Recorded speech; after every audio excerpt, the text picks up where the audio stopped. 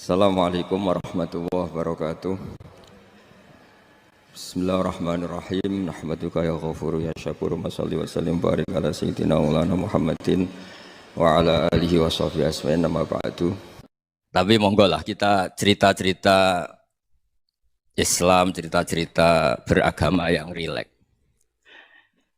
Kita semua tadi seperti yang dikatakan Kadensus pernah diswani Mas Sufyan Sauri, juga beliau pernah ngaji.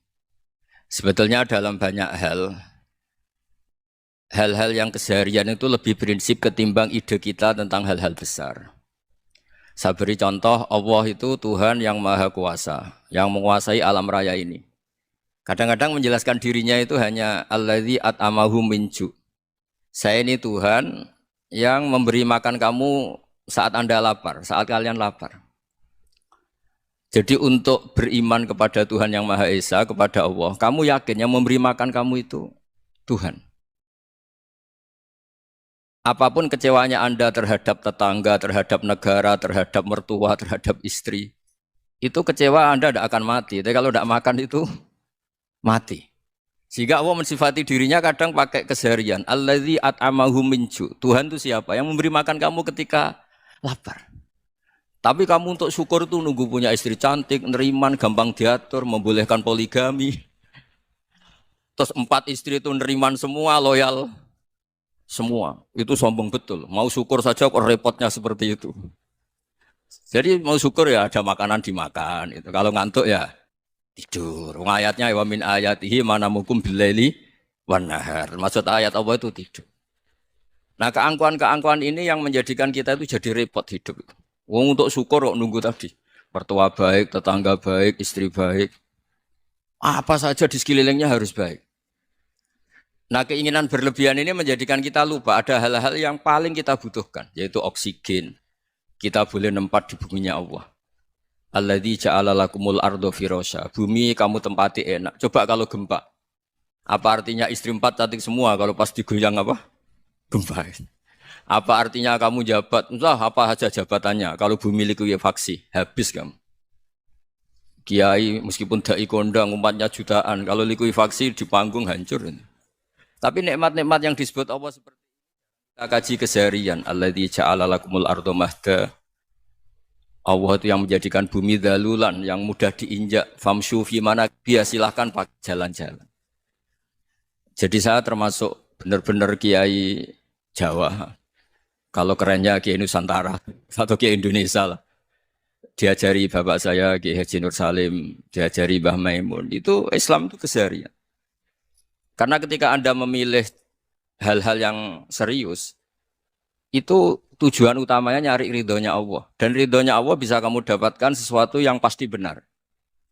Misalnya dalam sebuah hadis Sahih Muslim disebutkan, Inna Allaha la yardo anil abdi idza akalal akla fayahmadahu alaiha. Au yasroba syarba fayahmadahu alaiha. Itu redaksinya inna itu sesungguhnya. Layardo juga pakai lam taukid, juga maknanya sesungguhnya. Sungguh-sungguh Allah sangat ridho ketika seorang hamba itu makan. Makan ketika sesuap nasi dia muji Allah, ketika minum seteguk nasi dia muji Allah. Itu kalau orang diridhoni Allah itu wali betul. Itu untuk jadi wali itu gampang, kamu makan ridho. Kamu nginjak buminya Allah ridho seneng. Kamu hidup keseharian aman seneng. Nah ini supaya sampean kita semua lah. Kita semua ngaji betapa panduan Rasulullah untuk menggapai ridho Allah itu banyak yang keseharian sekali. Saking kesehariannya banyak dalam hadis dan itu sahih. Nabi menyebut hal-hal yang keseharian. Hatta ma tas'alu fi imra'atika. Kamu punya uang kemudian istri kamu bisa makan itu ibadah. Bahkan sebagian ibadah itu dicontohkan Nabi yang akhirnya diprotes sahabat. Yaitu wafi buti ahadikum sodakoh. Kamu menggauli istri kamu itu ya sodakoh. Sampai sahabat bilang yang benar ya Rasulullah.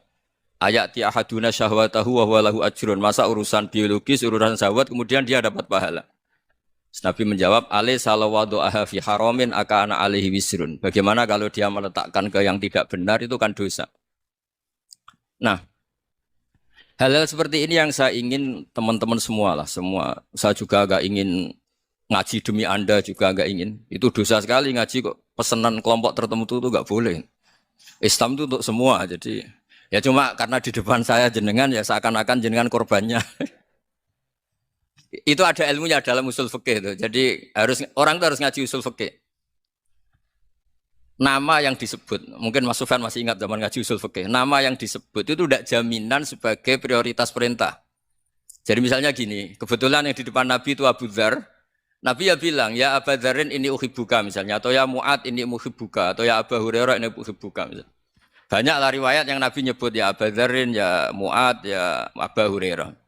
Kemudian misalnya Nabi meneruskan khitab, ini uhibbuka, saya mencintai kamu, fakul dubur sholatin, atau sebagian riwayat disebut fala tada'anna dubura kulli sholatin, Allahumma inni ala dzikrika wa syukrika wa husni ibadatik. Saya mencintai kamu, siapa saja. Mu'ad bisa, Abu Dzar bisa siapa. Saya mencintai kamu, mohon kalau habis sholat kamu jangan lupa wiridan Allahumma a'inni ala dzikrika wa syukrika wa husni ibadatik. Ya Allah, tolong kami permudah supaya mudah ingat engkau. Anda tidak bisa mentang-mentang, wong nama saya Parmin, nama saya Purnomo, itu yang diperintahkan Mu'ad misalnya. Jadi yang disebut satu, tapi khitab itu untuk siapa saja. Saya teruskan ya. Jadi saya mohon semua kita melakukan kebaikan itu kalau dalam kaidah fikih disebut al-yakin la yuzalu bisyak. Banyak kebaikan yang kebenarannya itu 100%. Tidak punya efek samping ke pihak lain, ke kelompok lain, ke komunitas lain. Yaitu tadi misalnya Anda makan dan itu murah sekali, hanya butuh satu piring. Setiap kunyahan kamu muji Allah, setiap minum kamu muji Allah. Itu redaksinya Rasulullah SAW disebut Allah sangat ridho ketika seorang hamba makan, kemudian dia memuji Allah. Atau minum, kemudian dia muji Allah. Logikanya gampang, negara seperti ini yang kamu harapkan bentuknya kayak apa, mertua, ipar, komunitas, tetangga. Itu nyata terjadi itu kan belum pasti. Sementara yang mesti terjadi adalah kamu butuh makan, kalau tidak mati. Butuh minum, kalau tidak mati. Butuh bumi yang nyaman ditempati, kalau tidak kita juga mati.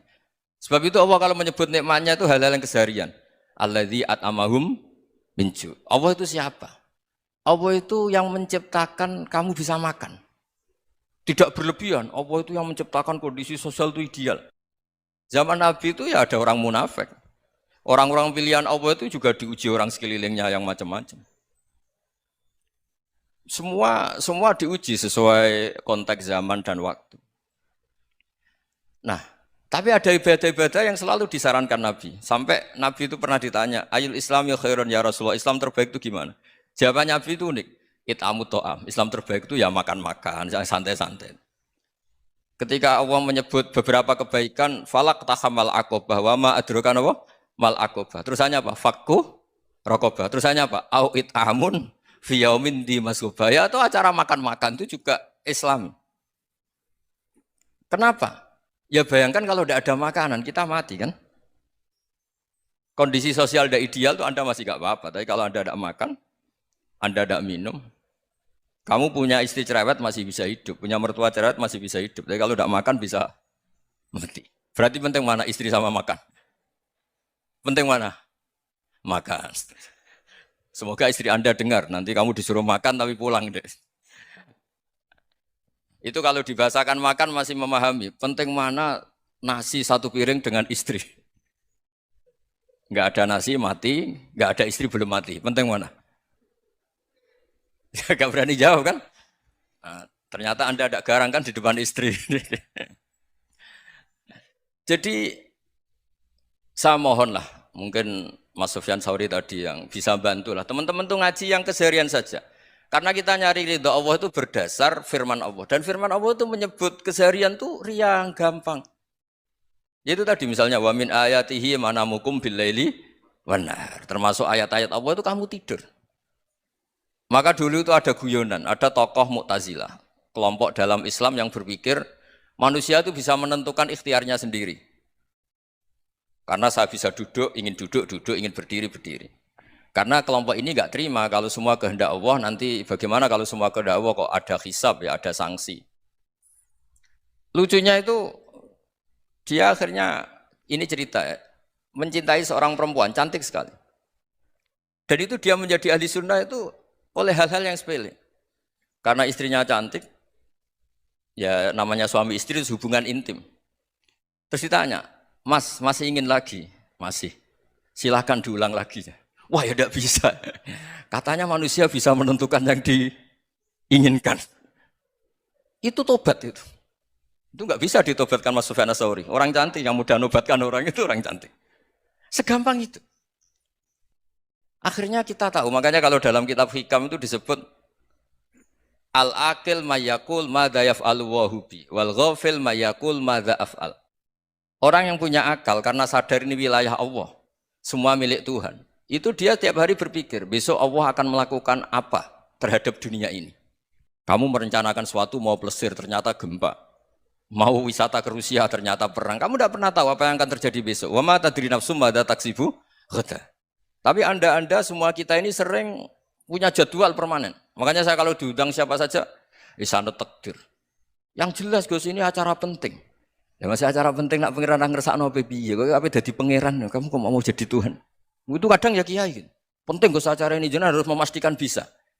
Loh kamu itu yang ngajarin tauhid sesuatu itu biadillah kok bilang-bilang apa pasti. Kalau maksa terus tak tobatkan dong kamu kata saya itu. Ya kalau gitu Gus bilang insya Allah. Wah itu hati saya, fisik saya, roh saya sudah bilang insya Allah. Tidak usah kamu latih kata saya. Nah hal-hal tauhid keseharian itu gampang sebetulnya. Wal ghafil yaqulu madza af'al. Tapi orang yang lupa Allah dia setiap hari bilang besok apa? Kita bisa melakukan apa? Seakan-akan dia itu aktor, dia penting, dia subjek permanen, dia. Padahal kita ini hanya objek kehendak Allah Subhanahu wa taala. Karena kita yakin sesuatu yang terjadi di alam raya ini kita tidak bisa apa-apa. Makanya saya sering ngaji, sering bilang saya. Ketika Anda mensifati Allah, Dia yang menghidupkan. Sudah itu tanamkan sehingga ketika kita mati santai saja. Kenapa santai? Allah punya cara menghidupkan kita. Zaman kita hidup juga gak tahu caranya ngelola jantung, ngelola paru-paru. Kamu juga gak tahu ngelola oksigen yang tidak beracun, tidak ngandung polusi. Tahu-tahu hidup. Gak ingin tua ya tahu-tahu tua. Gak ingin mati tahu-tahu mati. Selama ini kita hidup juga gak tahu apa sebetulnya. Hanya gaya tok, punya jadwal, punya planning. Kalau kamu bisa menentukan pilihan Anda, pasti Anda istrinya cantik, 4 neriman semua, kona'ah semua. Nyatanya enggak kan? Ada 1 jelek, cerewet. Wah itu kan, nyatanya enggak bisa apa-apa Anda kan? Dan kamu bawa mati lagi. Itu kan istri Anda juga gitu, punya keinginan punya suami yang ganteng, yang jabat, yang neriman, yang enggak poligami. Ya enggak kesampaian juga. Kalau kita ngitung tingkat kegagalan kita itu gagal terus. Ya kan? Nah, terus ingat Allah, madza yaf'alu wa hubi. Orang yang punya akal selalu berpikir Allah itu menghendaki apa terhadap saya. Lalu sama-sama orang itu. Ngelihat orang yang serius, itu kata Anda itu pemikir berat, serius. Senang punya tokoh yang merengut karena kamu anggap serius. Tapi sebagian orang anggap orang yang serius itu wong merengut, wong masam, wong muka kok ditekuk. Jadi sama itu hati ya muqallibal qulub tsabbit qalbi ala dini, karena kita enggak tahu cara berpikir kita tentang orang lain, tentang sekeliling kita. Misalnya kita orang baik yang jenis ngrumat fakir miskin. Ada orang bangun masjid mewah itu janggal. Apa artinya masjid mewah kalau banyak orang kelaparan? Tapi kalau yang jenis pendidikan apa artinya masjid mewah kalau tidak bisa ngaji? Nanti yang jenis infrastruktur apa artinya ini kalau semuanya punya sudut pandang yang berbeda-beda. Dan Islam mengapresiasi semua kebaikan. Tapi katakan semua kebaikan itu adalah kehendak Allah Subhanahu wa taala. Karena apapun baik Anda itu pakai fasilitas yang diberikan oleh Allah Subhanahu wa taala. Sehingga ini yang disebut qulillah tsumma dzarhum fi khawdihim yal'abun. Ya kembali tadi ke tema-tema bahwa keseharian Anda ini sudah Islami. Saat Anda tidak bisa melakukan apa saja. Saya sering ada jenazah, biasanya kalau tetangga meninggal saya sering disuruh ngelepas. Saya bilang orang ini baik. Karena sering ngelamun di rumah, sering nganggur di rumah. Ditanya sama anaknya, kenapa Gus nganggur baik? Ya kalau dia nganggur artinya juga enggak berbuat sesuatu yang maksiat kan? Ya kan? Orang nganggur di rumahnya ya tidak bunuh orang, tidak maling, tidak korupsi, ya namanya nganggur di rumah. Lah cuma istri cara pandang nganggur gak menghasilkan uang gitu. Tapi juga gak menghasilkan kriminal kan. Jadi sebenarnya Islam itu makanya kalau sampai ngaji usul fikih itu ada kitab usul fikih namanya Lubul Usul, itu terkenal sekali di pesantren itu. Itu kalau ngapresiasi keseharian itu luar biasa. Izma min mubahin illa wa yatahaqqaqu bihi tarku haramimma. Karena keseharian yang mubah saat Anda lakukan itu ada kehebatan yang luar biasa, yaitu meninggalkan haram. Makanya dulu banyak orang-orang alim ketemu temannya itu guyon sampai semalaman. Itu biasanya yang semangat Islam, itu kiai kok udah tahajud, kiai kok udah witir.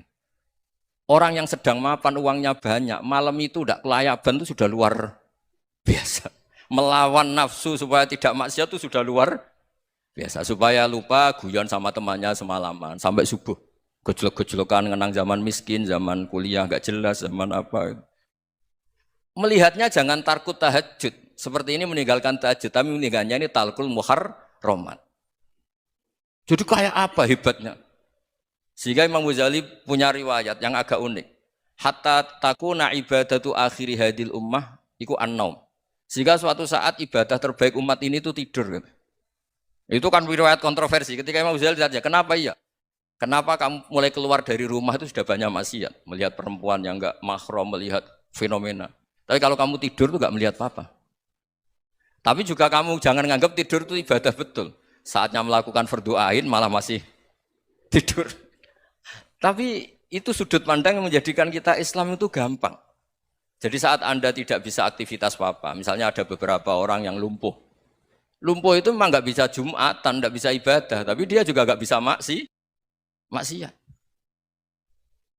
Tidur itu memang Anda saat itu tidak bisa tahajud, tidak bisa witir, tapi saat itu ada zina, ada maling, tidak gosipkan orang, tidak bully orang, tidak menanamkan kebencian, tidak hasud. Sehingga tidur menurut Allah Ta'ala wa min ayatihi manamukum billaili apa? Wanahar. Karena di tidur itu selain ada unsur istirahat, jaga kestamina, juga ada unsur meninggalkan beberapa keburukan.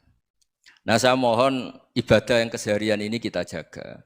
Supaya kita semua baca ayat itu fasih. Fasih itu tertanam di hati. Allah itu siapa? Alladzi at'amahum min ju'i wa amanahum min khauf. Dan Allah kalau cerita di Quran itu anna sababnal ma'a sabba tsumma syaqaqnal ardha wa syaqqa fa ambatna fiha habba wa inaba wa qadba wa zaituna wa nakhla wa hada'iqa hulba. Kamu tahu saya ini siapa kata Allah? Saya ini adalah Tuhan yang menurunkan air, kemudian ada tanaman banyak. Habba wa inaba wa qadba, ada zaitun, ada tin, kalau orang Jawa mungkin ada tela, ada padi, ada mangga, ada pisang. Sudah. Wa inaba wa zaituna wa nakhla wa hada'iqa hulba, ada perkebunan yang lebat. Tujuannya apa? Mata Allahkum, silahkan kamu pakai, kamu nikmati. Tapi karena kadang kita ini punya ide-ide besar. Tadi untuk syukur saja nunggu punya istri riman, rumah baik, tetangga baik, komunitas baik, semuanya baik baru syukur. Lama-lama nanti ada di surga, syukurnya nunggu surga paling kelas A. Itu sudah ada yang menghuni Rasulullah, kamu nggak boleh di situ. Masa untuk syukur saja? Repotnya Masya Allah. Jadi mohonlah Quran yang kalau Anda hafalkan juz sama itu kan ada ayat-ayat yang kayak tadi. Ya, fal yang dzuril insanu ila ta'ami. Coba lihat apa yang kamu makan ya, dari mana? Dan untuk mempertahankan hidup kamu keseharian. Jadi jangan kira ibadah itu harus membentuk komunitas yang versi Anda. Ibadah itu harus yang hal yang mulu-mulu. Kesehariannya Anda alami. Loh ini saya tidak bikin-bikin. Saya ngaji bukan karena berdasar pesanan. Itu ayat yang saya baca kan betul ada ayatnya kan. Fal yang dzuril insanu ila ta'ami. Anna sababnal ma'a sabba. Thumma syaqaqnal ardo syaqqa. Fa'ambasna fiha habba wa inaba wa qadba wa zaituna wa nakhla wa hada'iqa khulba. Terusannya apa? Mata'al lakum, silahkan kamu nikmati. Mata itu silahkan kamu nikmati. Ya kayak sampean dikasih hidangan ya makan. Ya sudah makan. Habis makan ya minum. Habis itu ngantuk ya tidur. Ya sudah normal-normal saja. Kayak apa indahnya Islam. Tapi Anda mencari Islam yang gimana lagi? Nah itu yang diajarkan guru-guru kita, diajarkan sanad kita sampai Wali Songo, sampai Rasulullah SAW. Bahwa pada akhirnya ada jihad, ada perang. Itu dulu memang perang, bukan membunuh. Beda. Dulu kita dijajah Belanda ya perang, dan itu normal karena kita dijajah. Jadi ketika orang lain ingin baik sama kita, wa in ahadum minal musyrikin astajaroka ya fa'ajirhu hatta yasma'a kalam Allah. Kalau mereka ingin baik ya kita baik. Makanya ada istilah mustakman, mu'ahad. Kalau mereka ingin damai, berdampingan dengan kemajmukan ya itu yang lebih baik. Karena memang Islam menghormati proses perdamaian. Wa in janahu napa lisalmi ya fajnah lah. Kalau ingin damai ya kita harus damai. Jadi andai kan dulu Belanda datang ke Indonesia kok minta besanan gitu. Ya mungkin kita juga seneng karena memperbaiki hidung kan kalau minta besanan gitu. Nah tapi wong jajah dulu itu kan masalah kan? Apa? Masalah kan? Jadi saya mohon ya, jadi apa? Saya tadi minta sama Bapak Kadensus kemarin juga pernah main ke saya. Jangan sering ketemu saya ini sudah uzlah, saya ini sudah mau daftar jadi resi. Saya itu kemarin di muktamar juga agak datang, acara di Jogja juga sudah. Karena memang keluarga saya dulu itu bahasa ya, bapaknya bapak saya itu enggak keluar rumah itu puluhan tahun. Memang punya adat uzlah. Ya makanya ngaji saya ngaji aja yang gampang-gampang aja, yang enggak orderan, enggak pesenan ngaji aja dulu yang gampang. Saya ikhlas, yakin betul saya ikhlas. Ikhlas itu menurut saya itu roh. Orang enggak ikhlas itu menurut saya itu orang aneh. Ikhlas itu gampang, sudah saya bilang. Kalau kamu yakin ilmu itu milik Allah, ngasihkan juga ikhlas itu milik Allah. Apa sih yang kamu punyai sehingga kamu tidak ikhlas? Uang milik Allah, energi kita milik Allah, bumi milik Allah. Kemudian kamu merasa memiliki. Merasa memiliki itu kalau dalam ilmu tasawuf sudah kesalahan kan. Bagaimana Anda punya? Coba tahu-tahu tanah itu kok milik Anda. Karena saya beli, saya beli dari orang, dari Zaid. Padahal yang asli punya itu Allah. Apa benar kamu pernah beli sama Allah? Zaid ini pemilik nisbi, pemilik yang enggak sebenarnya kan. Ya enggak? Yang benar-benar pemilik itu Allah. Kok kamu ngerasa itu bumi kamu itu atas nama apa? Coba. Milik kan harus beli atau dikasih. Tidak semua kan? Nah, makanya terus famshu fi manakibiha dan Allah menyebutnya, sudah saya ini yang menciptakan bumi. Waladzi ja'ala lakumul arda dalulan. Dan Allah menyebutnya sederhana, famshu fi manakibiha, silakan jalan-jalan. Terusannya apa? Wa kulu mirizki, silakan makan-makan. Jadi Islam itu yes.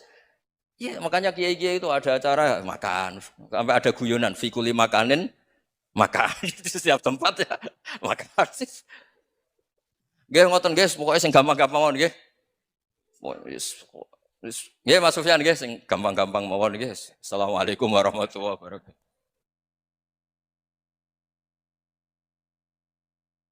Perasaan saya juga seluruh ulama di dunia. Saya ulang lagi, perasaan saya juga seluruh ulama di dunia.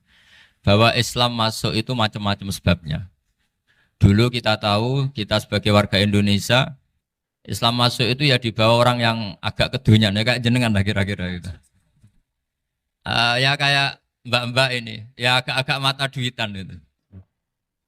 Karena kita tahu rata-rata ahli sejarah mengatakan Islam di Indonesia dibawa kiai apa pedagang. Pedagang tuh nyari uang apa nyari dakwah kira-kira. Ya semoga Anda mirip-mirip seperti itu. Ya jadi nyari uang karena ada nurani Islam sehingga tetap saja membawa Islam. Saya tidak tahu Islam Anda ala apa, tidak tahu. Pokoknya mau ngaji ya berarti Islam ala ahli sunnah apa? Wal jamaah. Jadi ini penting saya utarakan bahwa Islam itu agama yang mudah difahami sehingga dibawa pedagang saja ya kasil gitu. Dibawa orang yang kedonyan kayak jenengan juga kasil gitu. Dibawa orang baik ya kasil, dibawa orang broken juga kasil. Ini penting saya utarakan karena saya ngaji di mana-mana bilang ciri utama kebenaran absolut adalah kebenaran yang bahkan orang nggak benar saja bisa bawa. Tapi bukan berarti saya dukung Anda tidak benar, kan sudah tidak benar dulu sebelum kenal saya. Tapi nggak apa-apa, nggak benarnya umat Islam insya Allah dimaafkan sama Allah Subhanahu. Ya asal tobat maksudnya. Nggak, ini saya beri satu konstruksi pikiran yang saya sering utarakan di ngaji saya. Sampai sekarang saya coba saat tes ini kan di kampus ya, di apa bacanya ini Kim University yang global leader apa in the world itu. Ini keren lah. Jadi acara ilmiah kita ditakdir di gedung apa? Kampus, gedung universitas di begini. Kalau 1 ditambah 1 2 itu namanya hakikat. Ciri utama hakikat adalah siapapun akan menerima. Saya sekarang tanya sama Anda, kira-kira 1 tambah 1 2 itu musuh Anda pun mengatakan 2 apa tidak? Ya. Pekerja Korea ya bilang 2, Rektor Al-Azhar juga bilang 2. Kamu yang sekarang sedang mungkin sebagian broken sama istri juga bilang 2. Istri kamu yang mangkal sama kamu juga bilang 2. Yang cemburu ya bilang 2, yang dicemburuin juga bilang 2. Karena begitu mudah kebenaran absolut diterima oleh siapa saja. Begitu juga eksistensi Allah sebagai Tuhan. Itu mudah diterima oleh siapa saja. Sehingga pembawanya tidak perlu seorang kiai atau gus atau mubalek atau ketua muin, tidak. Cukup karyawan pekerja Korea. Karena kebenaran absolut itu kebenaran yang mutlak. Siapa saja yang waras pasti ngakui. Kira-kira orang yang berpikir sehat pasti berpikir begini, ini yang diajarkan Quran. Bumi ini kadung wujud. Sudah wujud kadung wujud, punya eksistensi. Mungkin enggak sesuatu yang wujud kemudian disebabkan oleh sesuatu yang nihilisme, yang tidak ada. Mungkin enggak? Enggak mungkin. Yang namanya penyebab itu harus sesuatu yang wujud. Di mana-mana penyebab itu harus punya eksistensi. Karena langit dan bumi ini kadung wujud, pasti penyebabnya adalah wujud. Karena wujud penyebab harus bersifat super. Lah bersifat super ini oleh ulama dikatakan wajibil wujud. Itu akal siapa saja akan nerima. Cuma kemudian setelah nerima itu orang macam-macam cara berpikir. Mungkin orang Jawa dulu bilang itu Sahyang Widi. Kalau orang sini mungkin bilang apa itu? Dewa atau apa ya? Enggak tahu saya itu. Karena itu yang teman sampean, enggak teman saya itu. Tapi yang jelas begini, ini konstruksi ini harus kita jaga. Nanti saya bacakan teks hadisnya. Kebenaran sejati ciri utamanya adalah ada absolutisme, ada kebenaran mutlak. Ciri utama kebenaran mutlak adalah diakui bahkan oleh siapa saja, termasuk oleh orang fasik. Orang fasik itu orang nggak benar. Misalnya ada imam masjid besar Istiqlal, ditanya 1 tambah 1 bilang apa? 2. Nanti kira-kira yang lonte juga bilang apa? 2. KPK juga bilang koruptornya yang ditangkap 2. Nah, eksistensi Allah sebagai Tuhan ini kebenaran yang absolut. Maka agama ini juga boleh diterima oleh siapa saja, termasuk oleh orang fasik, orang nggak jelas. Ini penting saya utarakan karena sekarang marak kelompok yang mengatakan orang Islam kalau zina menjadi tidak muslim, orang Islam kalau korupsi menjadi tidak muslim. Salah sedikit tahlilan jadi kafir, percaya wasilah jadi itu tidak benar seperti itu. Karena kebenaran eksistensi itu kebenaran yang nggak bisa diganggu gugat. Seperti Anda ini kan warga Indonesia. KPK ya warga Indonesia, koruptornya juga warga. Apa setelah dia korupsi lalu tidak warga Indonesia? Tetap warga. Orang yang meyakini kalimat tauhid setelah dia salah, apa terus tidak ya tauhid? Kan tetap ya? Maka dia tetap Islam. Ini penting saya utarakan. Kalau seorang warga Indonesia yang koruptor, yang macam-macam saja tetap warga Indonesia, padahal banyak kesalahan. Karena status warga Indonesia adalah status yang permanen. Begitu juga status Muslim adalah permanen bagi siapa saja yang melafadzkan La ilaha illallah Muhammadur Rasulullah. Kita tidak bisa mengkafir-kafir mereka. Itu juga yang sering dipesankan dan jadi ciri khas ulama ahli sunnah wal jamaah, tidak mengkafirkan orang Islam meskipun melakukan dosa besar. Soal dia salah nanti masuk neraka ya silakan saja, saya ada ikut, paham ya? Sampai bisa mencoba. Tapi tetap saja dia muslim. Analoginya tadi. Analoginya gampang sekali tadi. Orang Indonesia yang salah itu tidak akan merubah statusnya sebagai warga Indonesia. Karena ya memang dia berstatus warga Indonesia. Orang Islam yang sudah melafadzkan syahadat maka menjadi muslim. Saya di mana-mana berkampanye, berfatwa. Orang kafir yang 70 tahun kafir, sekali melafadzkan kalimat tauhid, itu menjadi muslim apa tetap kafir? Muslim. Masa kita yang Islam terus, yang kalimat tahlil la ilaha illallah, kemudian menjadi kafir karena kalimat itu? Itu faham aneh apa aneh? Wong yang kafir saja menjadi muslim karena kalimat tauhid, yang Islam menjadi kafir juga karena kalimat. Ini ngajak apa-apaan?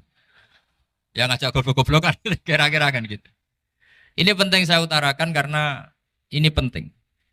Nah, setelah kamu yakin tauhid, ciri utama tauhid itu apa? Menstatuskan sesuatu sebagaimana hakikatnya. Misalnya bumi Korea, ini statusnya tetap buminya Allah. Maka dari awal saya husnudzon sekali sama Allah Subhanahu wa taala bahwa suatu saat di bumi mana saja itu ada tahlil.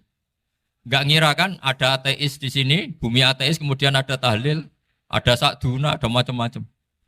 Karena kita ketika sholat, makanya saya tadi janji akan memaknai kalimat-kalimat yang sering Anda baca ketika sholat. Di sholat saat ada itidal ngendikan apa? Rabbana lakal hamdu, ayo dibaca. Mil'us samawati wa mil'ul ardi wa mil'u ma syi'ta min syai'im ba'du. Sama nani secara tradisi pesantren Rabbana do pangeran kita, laka iku kaduwe panjenengan alhamdulillah segala puji. Engkau punya segala puji. Mil'us samawati, yang pujian itu memenuhi langit. Tentu langit itu penuh dengan pujian. Semua malaikat bertasbih, bertahmid. Karena malaikat tidak ada yang kerja di pabrik, itu tasbih terus gitu. Nggak ada yang nyari uang, nggak ada yang cari won ya. Apa won ya kalau bahasa? Kalau di sini nggak kiainya aja nyari uang. Terusannya apa? Wamilul ardi, dan pujian itu memenuhi bumi. Korea termasuk bumi Allah apa enggak? Jadi saya sudah menduga suatu saat Korea itu ya penuh dengan pujian. Dan ini betul. Siapa yang ngira kalau di bumi Korea ada yang hafal lagu Sakduna itu? Itu lagu kesayangan guru kita semua, Kiai Haji Maimun Zubair. Gak ada yang ngira. Siapa yang ngira kalau di sini ada ngaji seperti ini? Di Rusia juga sama. Uni Soviet itu negara ateis. Tapi lama-lama pecah karena Glasnost itu dan Perestroika itu. Kemudian menjadi pecahan-pecahan negara Muslim. Ada Uzbekistan, Tajikistan, Ceknya, semuanya menjadi negara apa?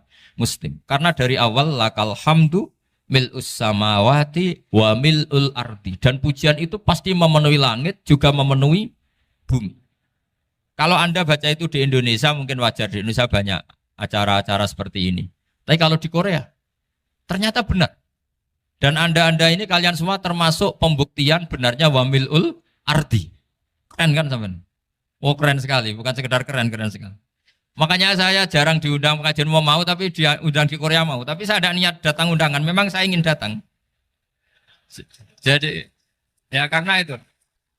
Ini bentuk penghormatan saya. Bentuk penghormatan saya bahwa pada akhirnya benar-benar lakal hamdu mil'us samawati wa mil'ul ardi. Jadi Anda tidak perlu pesimis, dulu Indonesia juga seperti itu.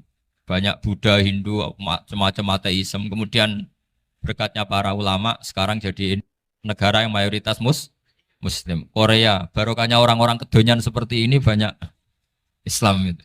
Enggak apa-apa. Karena sebagian agama Islam, sebagian sejarah ditulis di bawah pedagang-pedagang Gujarat. Kira-kira orang Gujarat ke Indonesia dulu yang namanya pedagang cari apa? Uang. Tapi namanya orang Islam hatinya tetap adanya tauhid. Nyari uang ya tetap sambil dakwah. Kalau yang ke Korea langsung kiai mungkin tidak seramai ini Islam.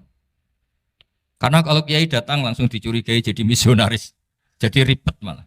Tapi kalau sampean nggak ada yang curiga. Namanya pekerja saja nyari uang. Dan itu memang fakta. Cuma kadang ya sadar terus ya bagus lah seperti itu. Nggak apa-apa. Maksud saya ini saya memberi support, memberi tasjek bahwa Allah itu luar biasa. Jadi kalau ingin menyebarkan agamanya macam-macam. Kadang kiai tidak bisa mengislamkan orang, itu anak-anak mahasiswa pacaran, itu banyak yang pacarnya itu masuk Islam. Tapi sampean jangan bilang pacaran halal, ya tidak pernah halal. Tapi Allah kalau menghendaki memberi hidayah itu jalannya macam-macam.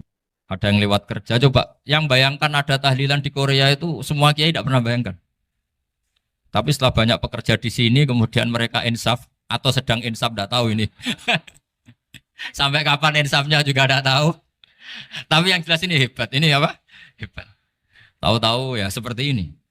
Makanya iman saja Rabbana lakal hamdu mil'us samawati wa mil'ul ardi. Masih ditambahi wa mil'u ma syi'ta min syai'im ba'du. Karena Allah itu zat yang tidak terperikan, zat yang tidak terbatasi. Maka pujian di langit dan bumi ini masih kurang. Masih ada apa saja yang nanti akan dipenuhi oleh pujian kepada Allah Subhanahu wa ta'ala. Wa mil'u ma syi'ta min syai'im ba'du. Dan pujian kepada engkau ya Allah akan memenuhi semua ruangan yang engkau kehendaki.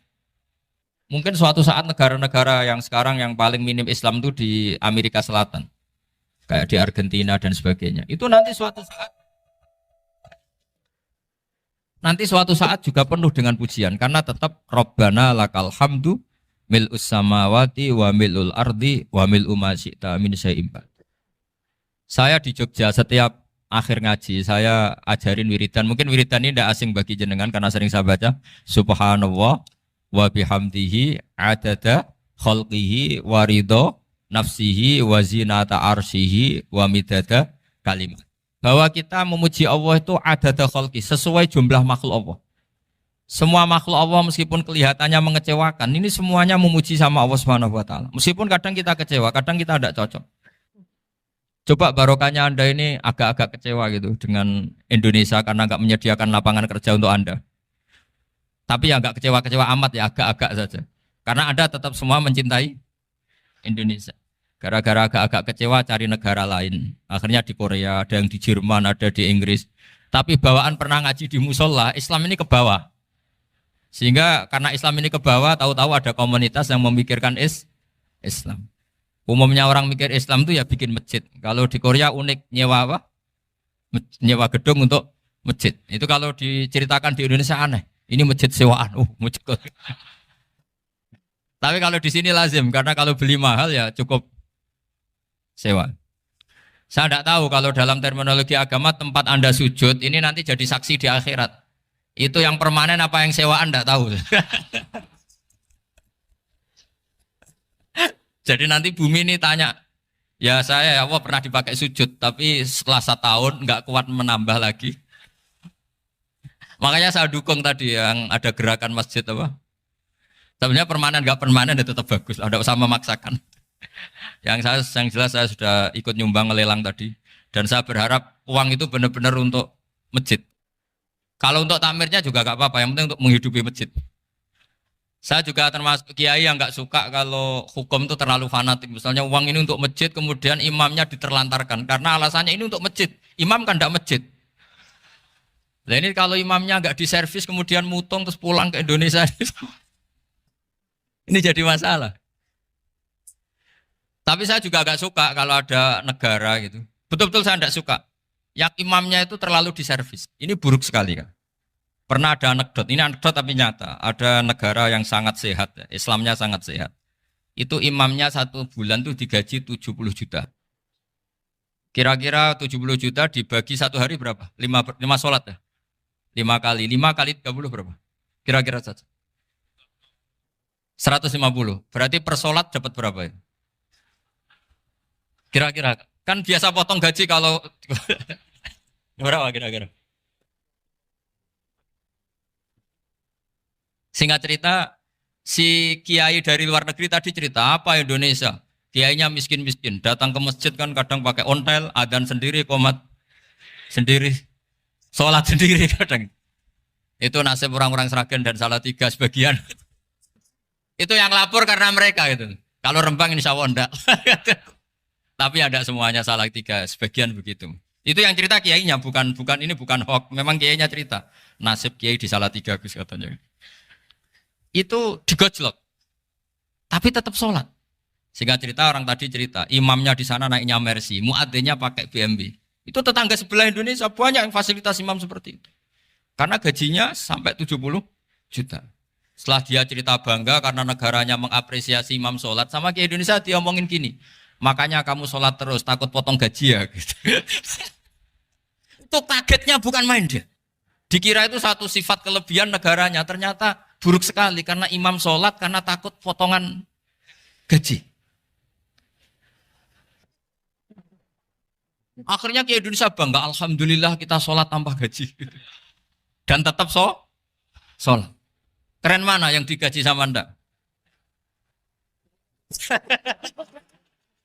Ini yang di atas ini banyak calon imam. Tidak keren mana imam yang digaji sama Anda? Keren yang enggak. Tapi kalau pertanyaannya dibalik, keren mana jamaah yang peduli imamnya sama yang enggak peduli? Jadi jawabannya harus tetap seperti itu. Imamnya keren yang ikhlas. Tapi jamaahnya keren yang peduli imamnya. Jelas ini ya fatwa saya ya. Gimana? Imamnya baik yang ikhlas. Tapi jamaahnya baik yang peduli nasibnya. Tapi sekali imam dari awal enggak ikhlas itu harus di PHK. Itu bahaya bagi agama kalau awalnya sudah ada ikhlas. Karena nanti setelah habis subuh terus dihitung. Wong setahu saya sholat terus kok kenapa gajinya tinggal segini? Ya, setahu saya sholat terus kok gajinya tinggal segini. Terus nanti takmirnya bilang, kemarin duhur Pak Yai tidak ngimamin. Kemarin asar tidak ngimamin. Terus dihitung.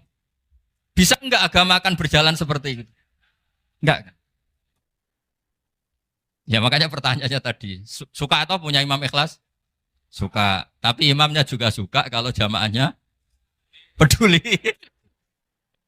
Ini penting. Jadi saya mensupport Anda, mensupport kalian semua bahwa agama ini akan diurus oleh Allah Subhanahu wa taala.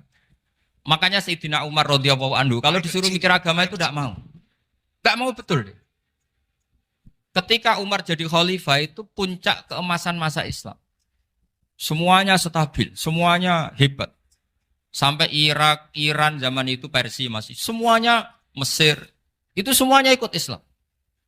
Ketika Islam pada puncaknya, yang dikhawatirkan oleh masyarakat adalah begini. Lalu setelah Umar itu bagaimana?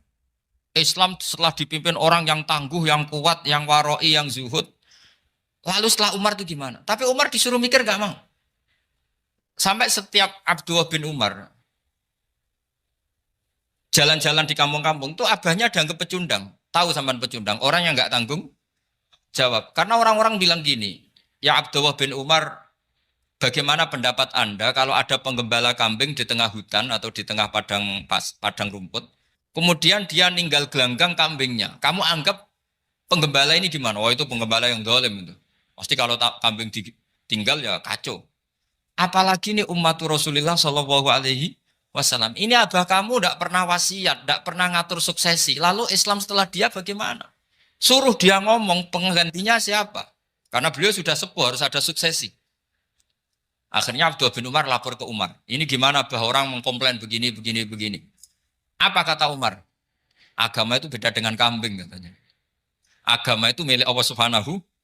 Mbok saya pikir, tidak saya pikir tetap jalan. Nah ini terbukti. Jangan ulama ya ndak, mufti ya ndak, tapi bisa menjalankan agama. Kalau agama sampean pikir malah rusak. Sudah pokoknya lakukan saja, tidak usah dipikir. Akhirnya betul. Karena agama ini milik Allah. Soal kita serius memikirkannya itu karena khidmah. Karena kita ingin berbakti pada agama. Tapi Anda tidak boleh berpikir kalau agama ini butuh pemikiran Anda. Beda loh ya. Kita khidmah agama serius karena kita ingin mengkhidmai agama. Tapi agama ini tidak pernah butuh kita. Karena agama ini akan diurus oleh Allah Subhanahu. Coba pas sampean kecil, orang jilbaban di Indonesia itu banyak apa banyak sekarang? Banyak sekarang. Kiainya mutu orang dulu apa mutu orang sekarang? Tapi perkembangan Islam itu ramai sekarang apa ramai dulu? Ramai sekarang. Islam menyebar di seluruh dunia itu zaman Wali Songo, zaman sampean keren mana? Keren sekarang. Kualitas solehnya sampean sama Wali Songo? Wali Songo. Ini betul. Karena agama ini diurus oleh Allah Subhanahu wa taala. Maka kata Sayyidina Umar, agama ini innallaha ta'ala yahfadzu dinah. Innallaha ta'ala la yudhi'u khilafatahu waladina. Allah itu tidak akan menyia-nyiakan agamanya. Ini terbukti. Agama ini pernah dipimpin orang terbaik di dunia, yaitu Rasulullah Shallallahu Alaihi Wasallam. Ketika beliau intakola ila rofiqil ala, ketika beliau pindah ke alam sana, diteruskan oleh sahabat yang tentu jauh di bawah Rasulullah. Diteruskan tabiin, diteruskan para wali songo, diteruskan sang sampean yang jauh di bawah wali songo. Sejauh-jauhnya. Tapi agama jalan sampai Korea. Agama jalan sampai apa? Dulu wali songo itu hanya sampai Mojokerto, sampai Tulungagung. Di bawah sampean, Kelayaban sampai mana ini? Korea. Coba kalau Allah tidak ngurus, nggak bisa. Yang gerakkan hatinya sampean peduli sama masjid siapa? Allah Subhanahu wa taala. Yang menggerakkan hati sampean peduli sama agama siapa? Tapi yang menggerakkan sampean ke Korea apa? Uang kan?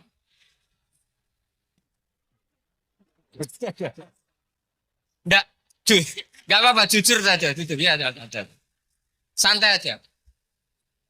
Ini bagian dari keramatnya jenengan. Niatnya agak bener tapi dibenerin Allah di sini. Dari awal niatnya kan uang, uang, uang gitu. Tapi setelah di Korea dibenerin Allah. Mbok ingat agama gitu. Keren kan? Makanya yang syukur sama Allah Subhanahu wa taala. Yang bisa hanya Allah taala. Makanya dalam dunia kiai selalu baca apa? Alhamdulillah alladzi hadana li hadza wa ma kunna linahtadiya laula an hadana Allah. Alhamdulillah kita diberi hidayat seperti ini. Kalau tidak Allah tidak bisa. Sudah mata duitan, kadang istri ngomel, mertua tidak percaya. Sudah setengah-setengah broken gini di saya tahu sampai ke Korea itu karena broken pas saking sayangnya keluarga. Potensinya hanya dua. Dibela-belain kerja demi keluarga atau agak broken maka ke sini. Tapi apapun potensi itu tetap baik. Itu takdir sudah, itu takdir tidak usah dibicarakan. Semua itu apa? Karena orang kalau sedang rukun ya tidak mau tukaran, kalau sedang tukaran ya tidak mau rukun. Itu sudah semuanya takdir. Kata bapak saya dulu kalau ada orang mau jualan tanah, Pak Yai tanah saya mau saya jual. Ini gimana padahal ini tanah warisan. Kata bapak, nak waya adol ya adol. Memang ini saatnya jual ya jual saja. Nanti kalau kaya saatnya beli ya beli saja. Karena kalau sudah saatnya jual mau beli ya gak mungkin kan. Mau memang saatnya jual. Kalau sudah kaya kan gak mungkin jual tanah. Saatnya beli. Maka semoga masalah di keluarga sampean ya masalah musiman. Maksudnya yang tukarannya ini musiman. Yang rukunnya permanen. Jangan tukarannya permanen, rukunnya musiman. Setelah melihat yang lebih cantik, katut babon. Nggak tahu saya nggak tahu. Nah ini semoga katut masjid ini bagian dari kafaroh sampean itu. Jadi kafaroh kesalahan-kesalahan di sampean. Ini penting saya utarakan karena agama itu beda. Agama ini diurus oleh Allah Subhanahu. Jadi kita mengerahkan pemikiran itu bukan karena kita akan menyelamatkan agama ini, tidak. Agama ini diselamatkan oleh Allah Subhanahu wa taala. Coba kayak apa Uni Soviet kuatnya itu. Mengkooptasi supaya orang semuanya ateis, semuanya komunis. Itu 100 tahun Uni Soviet begitu. Tapi orang-orang Uzbek, Ceknya, Tajikistan tetap mengajari anak-anaknya tauhid. Itu ada yang cerita itu sampai mengajarkan tauhid itu di bawah tanah, di basement. Tapi Allah menghendaki Rusia itu Uni Soviet jatuh. Ketika jatuh, negara-negara ini langsung menjadi negara Islam, yaitu Uzbek, Tajikistan, Ceknya. Mungkin nggak mereka langsung menjadi negara Islam, andai kan saat menjadi Uni Soviet benar-benar menjadi ateis. Nggak mungkin kan? Karena saat dikooptasi Uni Soviet, akidah mereka tetap tauhid. Cuma nggak berani muncul. Artinya apa? Uni Soviet nggak bisa menghabisi Islam. Kurang kerennya Uni Soviet zaman itu. Bisa nggak menghabisi Islam? Nggak bisa. Donald Trump dulu termasuk Islamfobia. Tapi setelah dia anti-Islam, malah orang Amerika demo supaya memperhatikan Islam. Nggak bisa. Makanya Korea pun tidak bisa menghabisi Islam. Kalau sampean menghabisi Islam sendiri bisa. Karena terus gak mau sholat, gak mau zakat itu sampai. Tapi sampean toh yang Islamnya habis, Islam tetap baik-baik saja. Makanya ini penting saya utarakan supaya kamu pede bahwa agama ini pernah dibawa orang yang pedagang. Ya soal ada sebagian pendakwah yang ikhlas ya banyak, tapi sejarah yang gampang kita lihat adalah Islam itu dibawa oleh apa? Pedagang Gujarat, pedagang India. Enggak apa-apa, sejarah itu meskipun sebagian menentang enggak apa-apa, tapi sejarah itu tetap ada. Pasti sebagiannya memang seperti itu. Dan itu enggak masalah. Saya ulang lagi, itu enggak masalah. Coba dulu pemain bola kalau di Inggris itu kalau mau sholat susahnya bukan main. Apalagi kalau mau puasa. Kalau di sini kerja puasa katanya mati lu kalau apa? Puasa. Kalau mau sholat katanya dicari mana ini berhalanya kok. Kata orang-orang ateis kan gitu, dicarikan patungnya. Kali ini sholat kok enggak ada patungnya, ini gimana ini. Ya ngalamin gitu. Tapi Allah Maha Kuasa. Banyak investor mana itu Dubai atau Qatar yang tertarik investasi di dunia bola. Kayak Sulaiman Al-Fahim makanya beli Manchester City. Itu sekarang pelatihnya negara orang sholat gak berani. Bahkan di tengah stadion dibangunkan masjid. Kalau sampai daftar jadi muadzin bisa. Apa nyanyi Sakduna di sana juga bisa. Dulu Aljazair bencinya bukan main. Apa Perancis sama orang Islam itu bencinya bukan main. Barokahnya Zidane pemain bola dan juara dunia. Terus Zidane turunan Aljazair. Akhirnya orang Perancis itu mencintai Islam. Itu barokahnya sepak bola. Allah punya sekian cara untuk mengenalkan Islam. Di Perancis dikenalkan lewat pemain sepak bola. Nah di Korea ini yang agak unik dikenalkan lewat pecinta wol. Saya jamin ini tidak apa-apa, sudah tidak apa-apa, sudah aman, pokoknya aman. Jamin aman. Pokoknya alhamdulillahilladzi hadana lihada wa ma kunna linahtadiya laula an hadana. Karena agama ini dibawa oleh Allah Subhanahu wa taala, yang menjaga juga Allah Subhanahu wa taala. Sama tidak usah khawatir. Kalau ada kelompok tertentu yang mengkhawatirkan Islam, sekarang Islam bahaya gini-gini, itu kurang rojak, itu kurang optimis itu. Harapannya sama Allah tipis, harus ngaji lagi. Agama ini limangka nayarjuwa hawal yaumal akhir. Agama ini bagi yang terus-menerus berpengharapan kepada Allah Subhanahu wa taala. Agama ini limangka nayarjuwa, coba bahasa Arabnya roja yarju rojaan. Maknanya harapan. Jadi agama ini bagi yang selalu berpengharapan, bukan yang pesimis, bukan yang hati kecil, apalagi yang tukang putus asa. Coba agama ini begitu luar biasa dibawa orang yang macam-macam. Di Perancis itu dibawa oleh pemain apa? Bola. Ada masjid di Inggris itu ya dibawa mahasiswa-mahasiswa itu yang dulu sebagian yang nggak pernah ngaji, setelah di Inggris bikin komunitas pengajian. Di Korea dibawa di pecinta apa? Tapi lama-lama cinta Tuhan. Karena ya memang sebenarnya sudah cinta Tuhan. Cuma ya cara cinta ini nunggu punya uang Ya sudah, alhamdulillah seperti ini sudah luar biasa sudah. Insya Allah diterima oleh Allah Subhanahu wa taala. Saya selalu berharap semoga ini tetap satu bukti bahwa Allah itu harus kita sembah di mana-mana. Karena tadi Allah akan selalu Rabbana lakal hamdu mil'us samawati wa mil'ul ardi wa mil'u ma syi'ta min syai'in ba'du. Bahwa pujian kepada Allah akan selalu memenuhi langit dan memenuhi bumi. Bumi Korea termasuk buminya Allah. Makanya pegangan yang saya minta sama pengurus untuk di-share adalah Dawai Rasulullah Shallallahu Alaihi Wasallam. Mungkin nanti panitia harus menge-share itu. Ini Musnad Ahmad, riwayat dari Imam Ahmad. Al-Bilad bila dua. Sudah punya? Nanti di-share ya yang gitu.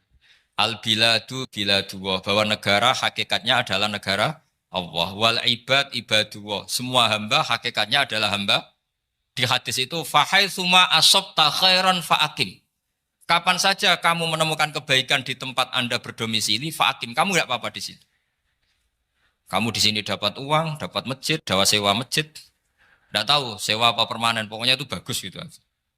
Buminya dirayu. Bumi meskipun ini enggak permanen, tapi tetap jadi saksi loh ya. Harus ada kompromi ini. Karena kalau dengar orang Indonesia jadi aneh, masjid kok nyewoi. Tapi aneh di Indonesia, ada aneh di sini. Sampean tenang saja.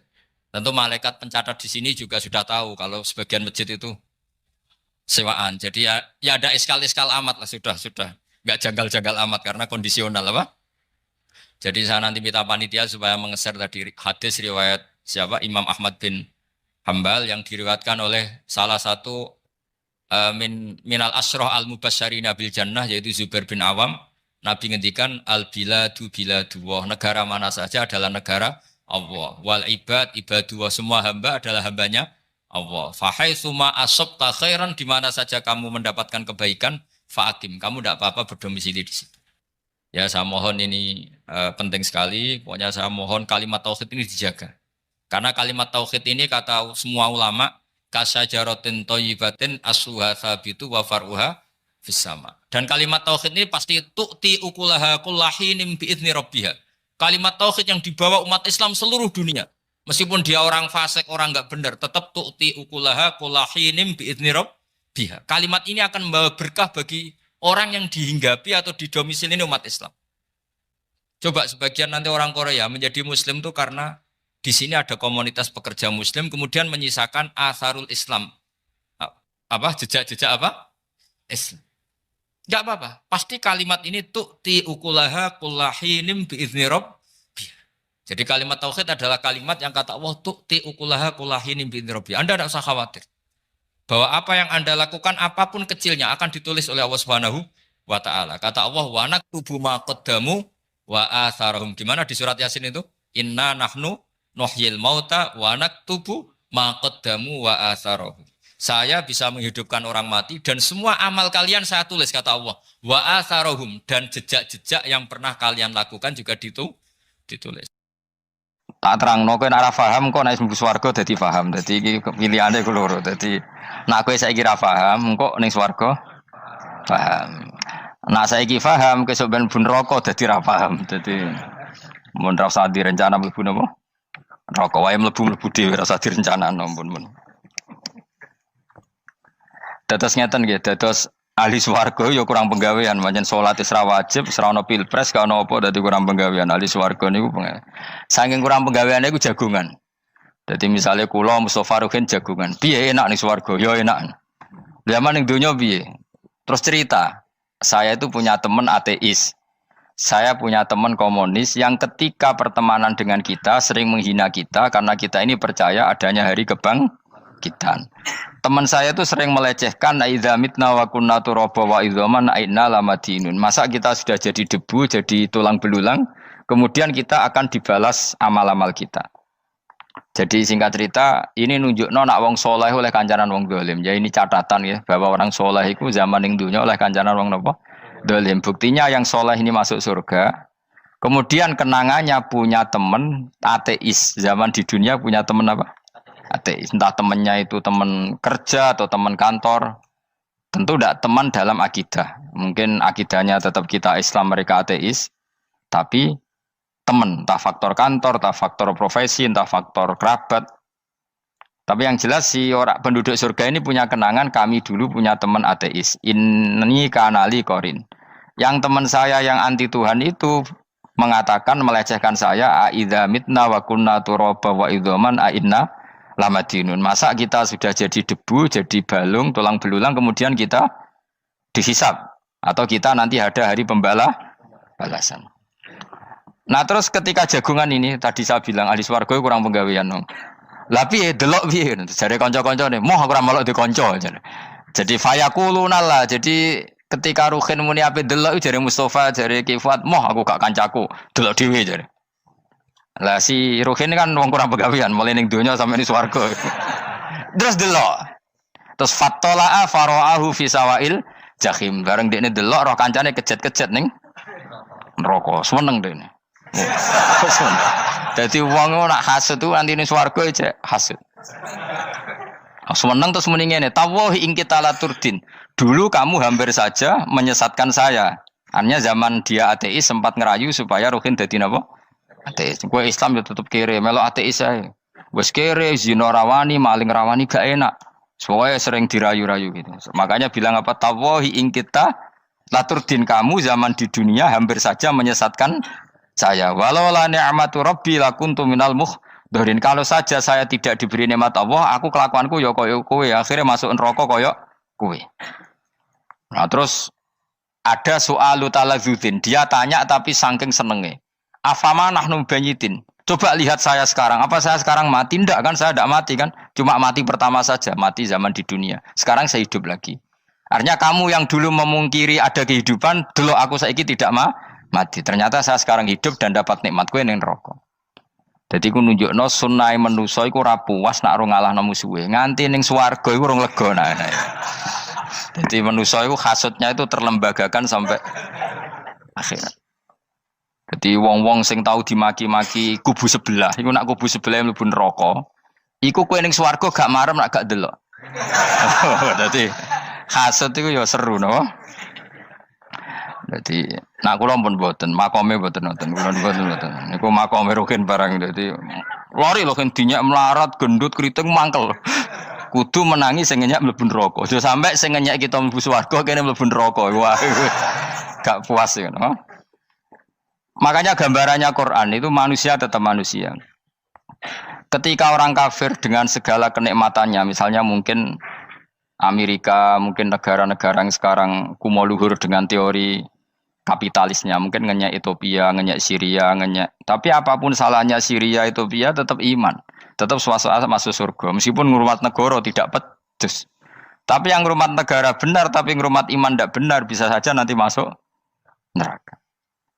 Itu makanya kita problem di dunia kan gitu. Makanya saya mohon, nah, umat Islam itu tidak perlu menjawab kritikan itu. Dari awal kita nanti enaknya itu di surga. Kali di dunia kita pasti salah. Ngelola negara raiso. Banyak negara Islam sing carut, napa? Marut. Ngurus bojo raiso. Banyak santri sing pegatan. ngurus anak yo ora iso, anak yo dumbuling kok bapak. Kita ini kan ngurus yayasan yo ora iso. Kan semua yang berbau Islam mesti carut marut. Karena ya apa ya, dari awal kita ini mah enggak serius ngurus dunia. Kok serius piye nyimpen duit wedi dosa ana hisab. Ape riba rentenir wedi dosa. Wape ngatur dunia nemen-nemen wedi dosa. Allahu al-mudabbir sing ngatur kok melo ngatur barang. Wah, akhirnya karena wedi dosa terus goblok. Sebagian goblok klasik, sebagian keterusan. Nah, sing repot sing keterusan sampai asli lah iku terus kombinasi napa? Dadi wong Islam iku ora kober serius mengurus dunia. Kadang punya pemimpin fasik lah ben ngono bae-baean dunia. Jadi ribet wong Islam. Akhirnya kita ini dihina wa idza marru bihim yatakhamazun wa idza qalabu ila ahlihim qalabu fakihin wa idza ra'ahum qalu innaha ula inapa ladallun. Orang-orang kafir itu kalau melewati orang Islam pasti ngenyek. Urip nyatane ngono, ngelola negara enggak bisa, ngelola keluarga enggak bisa. Nah, nanti kalau kita di surga itu kata Allah fal yaumal ladzina amanu minal kufari yadhakun. Nanti di surga orang-orang iman gantian menertawakan orang-orang kafir. Jadi itu menunjukkan bahwa kita tidak pernah puas sebelum dendam menertawakan. Jadi wis ning swarga iku cita-citane mukmin tetep fal yaumal ladzina amanu minal kufari yadhakun. Jadi kowe sok ben ning swarga iku ya Allah kasih saya fasilitas bisa melihat penduduk neraka. Terus dene ning teras-teras swarga dipertontonkan orang kafir alal araiki yang turun. Hal suwibal kufaru makanu ya fa'alun. Delok saiki kowe mbek aku mulya ndi. Jadi dendam itu penting. Tapi sebenarnya ini swarga ning donya wis kalah wis nurut ae no.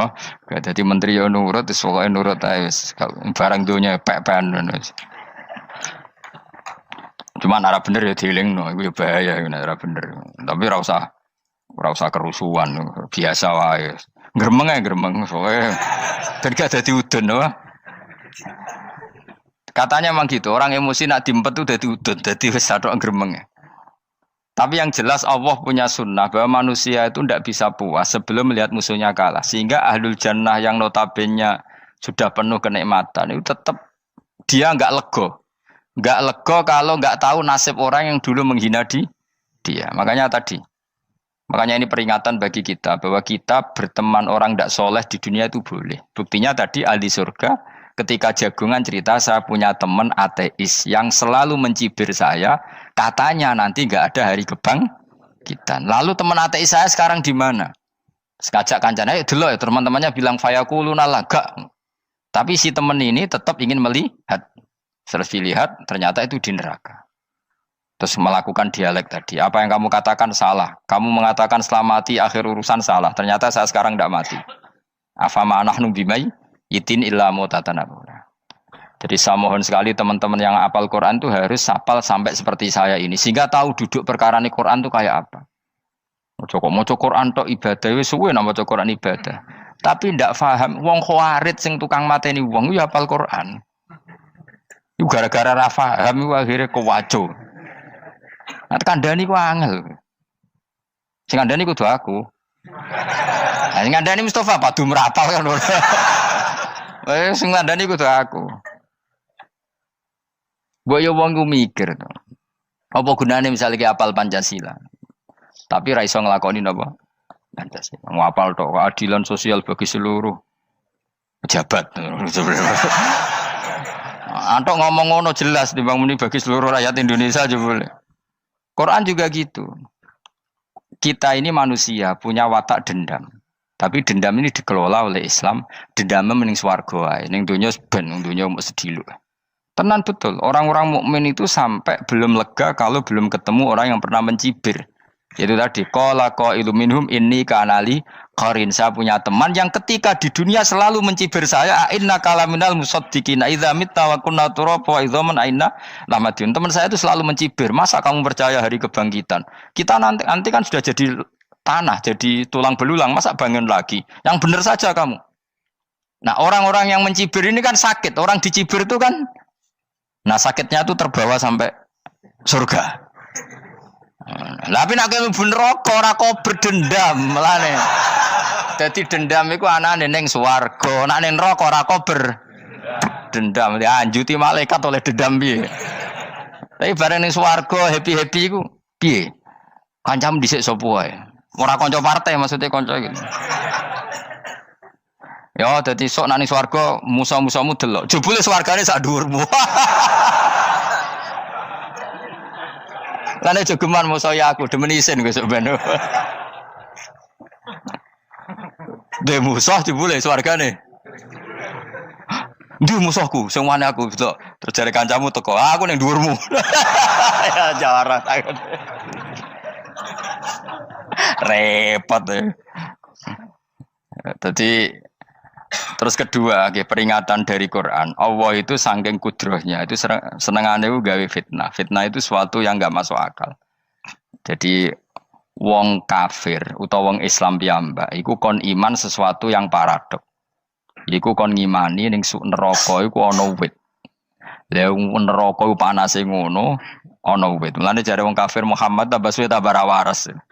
Mergo wong neraka iku makan sajaratus zakum. Mulane wong kafir tambah guyu Muhammad tuh gak waras. Jarene neraka banget panase, tapi di saat yang sama ngomong wit iso tumbuh. Mestinya neraka itu kan enggak ada pohon. Mulane Allah nate ngendikan wa ma ja'alna ru'yallati arainaka illa fitnatal linnas wasyajaratal mal'unata fil Qur'an. Jadi satu orang itu diuji disuruh ngimani Isra Mi'raj. Nabi yang tetap posisinya di Mekah diberitakan oleh Quran bahwa Nabi telah menembus langit Sabtu dalam lahdoh satu malam. Wong kafir malah guyu-guyu. Terus kedua, ada pohon yang tumbuh di neraka. Mulane dawuh pangeran sebuti wa ma ja'alna ru'yallati arainaka illa fitnatal linnas wasyajaratal mal'unata fil Quran. Jadi diuji. Yes ngono dunya kaya wong Islam sakniki niku. Yang mengklaim negara Islam tata kelolanya carut marut. Yang negara non Islam kadang tata kelolanya rapi. Sehingga seakan-akan kita ini salah. Ngurus dunia wae ra iso, mung ngurus akhirat. Tapi saya berharap sing dicibir iki sok ben mlebu swarga. Dadi iso dendam. Tapi nek mlebu neraka iku ora kober dendam. Mulane kula mboten gadah rencana mlebu neraka mboten gadah. Kula niku nggih pendendam dadi mangkalku ben kesampaian sampeyan nak teng pundi?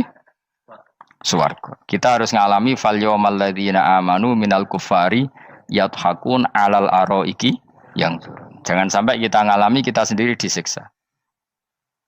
Kowe ngilu awakmu dhewe, milih dendam apa milih mlebu neraka? Milih dendam ya. Syaratnya mlebu apa? Swarga.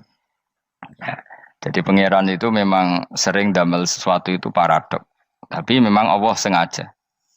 Mulane kula bolak-balik matur, ulama itu banyak, yang jaga akhlak ya banyak, yang jaga ilmu yang banyak. Kadang yang jaga ilmu itu yang akhirnya nyuwun sewu cangkem elek dan itu penting. Saya di mana-mana bilang, sesuatu itu kadang nggak bisa dijelaskan secara baik-baik. Syaratnya kudu cangkem elek. Cuma karena itu nggak mungkin kita nisbatkan pada Nabi, ben aku wae sing tanggung jawab. Kalau nak dinisbatkan Nabi kan elek, maksud Nabi kok gerakan cangkem elek. Ben aku wae. Nak pancen salah, aku sing tanggung jawab. Teke nyalahno aku neraka, yakin neraka. Siji yo ora level, napa siji ora level. Dhisik sahabat itu akhirnya yo nyuwun sewu cara ora sahabat yo cangkem elek. Mergo mangkel. Ada orang munafik saking ora ngajari ngene. Kenapa saya bikin gerakan cangkem elek? Kok janut lho. Kowe asli elek maksudnya cangkemmu wis elek ora kok. Engko nang darane aku harus gebak ora asli cangkemmu wis elek. Wis ngono perkara dunya ora perkara hak. Nah kan perkara hak, cek keren. Wong munafik ku saking mangkelnone ning Kanjeng Nabi, saking kepengin Nabi itu ketok goblok, ketok salah. Iku kadang takok nggawa untane unta ya. Takok, "Mat, untaku iki sing ngawini untane sapa? Kok anake kok ora kembar?" Terus ana sahabat lho sing cangkem elek kaya Ruhin. Tak pajangi aku. Kowe apa-apa? Dadi oleh muni ku nazautu alaiha, nazautu cara aku sing nyelingkuhi. Terus ki apa? Mergo gak trimo nabine dikei pertanyaan sing gak masuk akal. Paham? Begitu juga ketika mereka nyembah berhala Lata Uzza iku sing cangkem elek ya sahabat. Mergo nabi ra pantes. Cangkem elek bicara, aku gek bengi pas sampe nyembah berhalaku. Jebule pas diuyoi luwak. Aku mikir, mosok pangeran duwe luwak menengah iki apa-apaan? Dikencingi apa? Luwak. Ada lagi orang Bedui, orang munafik tanya, Muhammad, idda'aita annaka utiyal wahya. Kamu tuh mengklaim kamu dapat wahyu. Sekarang unta saya hilang. Lalu posisi unta saya di mana?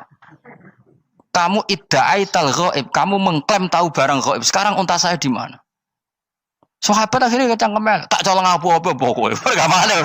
Pokoke butuhe mangkel lo, padha mangkel lo nih. Mergo gak trimo nabine nggo pertanyaan-pertanyaan yang tidak mendidik, yang menyudutkan. Yang paling parah mau nazautu alaiha. Ya aku sing nyelunggi wae apa-apa. Nah sama misalnya orang kafir bilang orang Swiss lebih bahagia timbang orang orang Ethiopia. Orang Eropa lebih bahagia ketimbang orang Syria. Kamu harus bilang, kata siapa? Coba ukur. Kita yang miskin, kita yang tidak menteri, kita yang tidak siapa-siapa. Andai kan ditimang kebahagiaan kita dengan menteri, tidak mesti kalah. Mereka juga punya atasan yang mengganggu kan. Kue jadi buruh majikan ya tersita oleh atasan. Menteri ya tersita oleh atasan. Kebebasannya ya ada yang tersita. Wayai kepengen turu harus ngantor. Wayai kepengen mangan harus rapat. Kamu ya tersita pe mangan rakelar. Ya sesuai tersitanya macam-macam kan. Semua itu kita sama kok. Ada yang sesuatu yang kita tidak gesam, mereka juga sama ada sesuatu yang tidak. Ya. Sebenarnya pola hidup itu kan sama. Dan itu kadang-kadang yang jadi aman kadang-kadang mau cangkem elek sing iso jawabnya. Tapi saya ulang lagi itu nggak mungkin kamu nisbatkan kepada Rasulullah karena Rasulullah itu ahsanan nasi khalqom. Tapi ulama ben tetep ngene iki. Sing kaliber lho ya. Sing kira-kira cangkem elek tetep keramat kok kula lah minimal koyo kula. Kulo ini cangkem elek tetep keramat. Kowe sopan tetep keramat, ora ono ilmune kok. Entekno sopanem ora ono pengaruh ya. Entekno sopanem tetep keramat aku, yakin keramat aku. Baik sopan lah ya. Ora ono ilmune apa-apa, sopan yo keliru, cangkem elek yo keliru, urip yo keliru, mati yo keliru, pokoke kadung keliru. Ono ulama diomongi, Pak Yai, kalau neraka itu, kalau setan dari api, kemudian setan disiksa api kan sejenis, susahnya apa? Kiai ini mangkel terus ngambil segenggam tanah di sawur ora ini. Loro yai, jari ke kota tanah, kena tanah kok loro. Enggak bisa seperti ini diberi penjelasan baik-baik kan. Setan itu kok geni Pak Yai, jari disiksa di neraka kan enggak apa-apa sama-sama api. Kiai ini ngambil tanah sawur ora ini. Bareng wong sakit Kiai, jari kota tanah kena tanah kok sakit. Hanya jangan katakan kalau setan dari api kena api enggak sakit. Coba kamu kasih penjelasan baik-baik. Ngapunten nggih, umpami jenengan nggih. Ngapunten lho niki. Ngapunten lho nggih, umpami jenengan nggih. Ngapunten lho nggih. Kesuwen. Umpami jenengan kena tanah sepundi iki mboten napa-napa, kena tanah kula biasa. Kan kesuwen. Dene mbok sawuri raine. Terus keliriben. Padahal materi manusia dari tanah, ternyata kena tanah. Sakit. Makanya dendam itu penting, tapi tadi loh ya, bukan dalam konteks dunia, ning swarga. Allah itu wis gawe manusa iku duwe dengan tanda kutip dendam tadi. Dekne tetap gak terima. Orang yang dulu menghina saya iman, kemudian orang itu di surga gak terima, makanya diberi hak untuk melihat bahwa temannya masuk neraka. Melane fattola'a fara'ahu fi sawail jahim. Kemudian temannya dilihat, kemudian temannya di neraka. Dan belum berhenti dendamnya di sini. Dia ini ngomel-ngomel, tawahi ingkit talaturdin. Kamu kan yang hampir saja menyesatkan saya. Jadi wong swarga nek ora ngomel ya ora lega. Ayo milih swarga apa milih dendam? Dendam. Jadi mulane ngaji ben kero, dadi ben lega apa? Dadi kowe kudu dendam kan. Kowe wong suga-suga kudu dendam.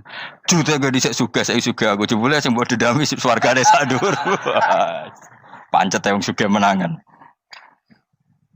Jadi kudu jelas ya. Jadi kenapa saya bilang cangkemel karena tadi dulu sahabat itu kadang kesulitan nanggepi komentare wong-wong munafik. Karena tadi itu Nabi itu, sampai nak roh ceritanya Nabi dari sisi yang baik-baik saja. Maksudnya baik-baik itu sahabat merawakan Nabi. Wong munafik nak takok aneh-aneh. Ya Muhammad, onta aku iku rondo ireng. Kok anake rondo ngene iku sing majangi sapa jare sahabat? Aku wae apa? Wong urusan onta kok ditakokno ora. Dadi niate nglecehno nabi, nabi takoki urusan. Lah kula misale kiai, alim alamah tukang maca jalan takoki, "Gus, dari rukin kula gak ada kucing, Gus." Niku rupane kok beda-beda nu sing majangi kucing putih, Gus. Aku kan ngenyek wong. Kiai ditakoki urusan perselingkuhane apa? Kucing. Bukan nabi itu kono mesti sahabat tahu terus kabeh apa? Ono sing ontane hilang Muhammad, kamu mengklaim tahu barang gaib. Lalu onta saya sekarang hilang di mana? Itu saya sahabat tak jupuk. Maksudnya sahabat tadi agak nyolong mangkel wae. Cara aku zaman sahabat kok menangi Nabi. Sing ilang ontamu, Nabi mbok takoki. Wong kowe sing dionto ora iso njaga malah Nabi wong liya mbok takoki. Cok goblok.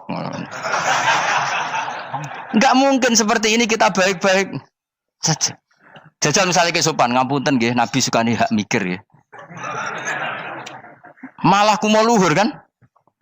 Nabi kasih waktu untuk meditasi. Ini kan malah gak kasil sopan gini iki. Unta-untamu dek takon Nabi lah nggak wes ramal di dunia kan lebih gampang. Gampang di cangkem melek cangkem apa? Jawab. Gampang cangkem melek. Makanya dulu mulai sahabat ada sahabat kayak Umar, kayak Khalid bin Walid gue jagani ngomong sing ini. Masyhur. Ono munafik neh takok, "Muhammad, kamu betul Mi'raj?" "Iya." Sayyidina Ali diparani takok, "Ali, sikile mangkat sitok diangkat. Angkat loro-loro ora iso. Ngono jare kancamu iso." Mergo artinya terbang kan kakinya terangkat semua. Sayyidina Ali karena wong pinter nganggep iku guyu tok Sayyidina Ali. Bareng takok Umar, kan dekne kepengen mengalahkan Nabi dan mengalahkan Ali. Terakhir ning Umar. "Mar, kowe iso ngangkat sikilem sitok." "Ta ini, pekno pedang mbek Umar." "Kewani iki." Ngono ku wis ra iso diadepi api-apian. Kok Umar wis ngerti iki ora kena diterangno mbek akal. Makanya saya punya rencana, umpama aku menangi Nabi, itu sangat melek. Nabi ra usah ben tetap ahsana nasi kholqom. Nabi kita selamatkan supaya tetap steril. Masyhur kan, jadi ada orang Yahudi itu membawa kambing mati kan. Wedhus lu mati. "Ya Muhammad, kambing yang mati ini yang bunuh siapa?" Karena Nabi orang tauhid ya Allah. Yang bunuh kambing mati itu Allah. Agamamu ini aneh Muhammad. Yang dibunuh Allah langsung orisinil haram, yang lewat tangan-tangan jahil manusia halal. Itu sing disebut wa kadzalika ja'alna likulli nabiyyin aduwan syayatinal insi wal jin yuhi ba'dhum la ba'din zukhrufal qauli ghurur. Coba cara aku menangi Nabi.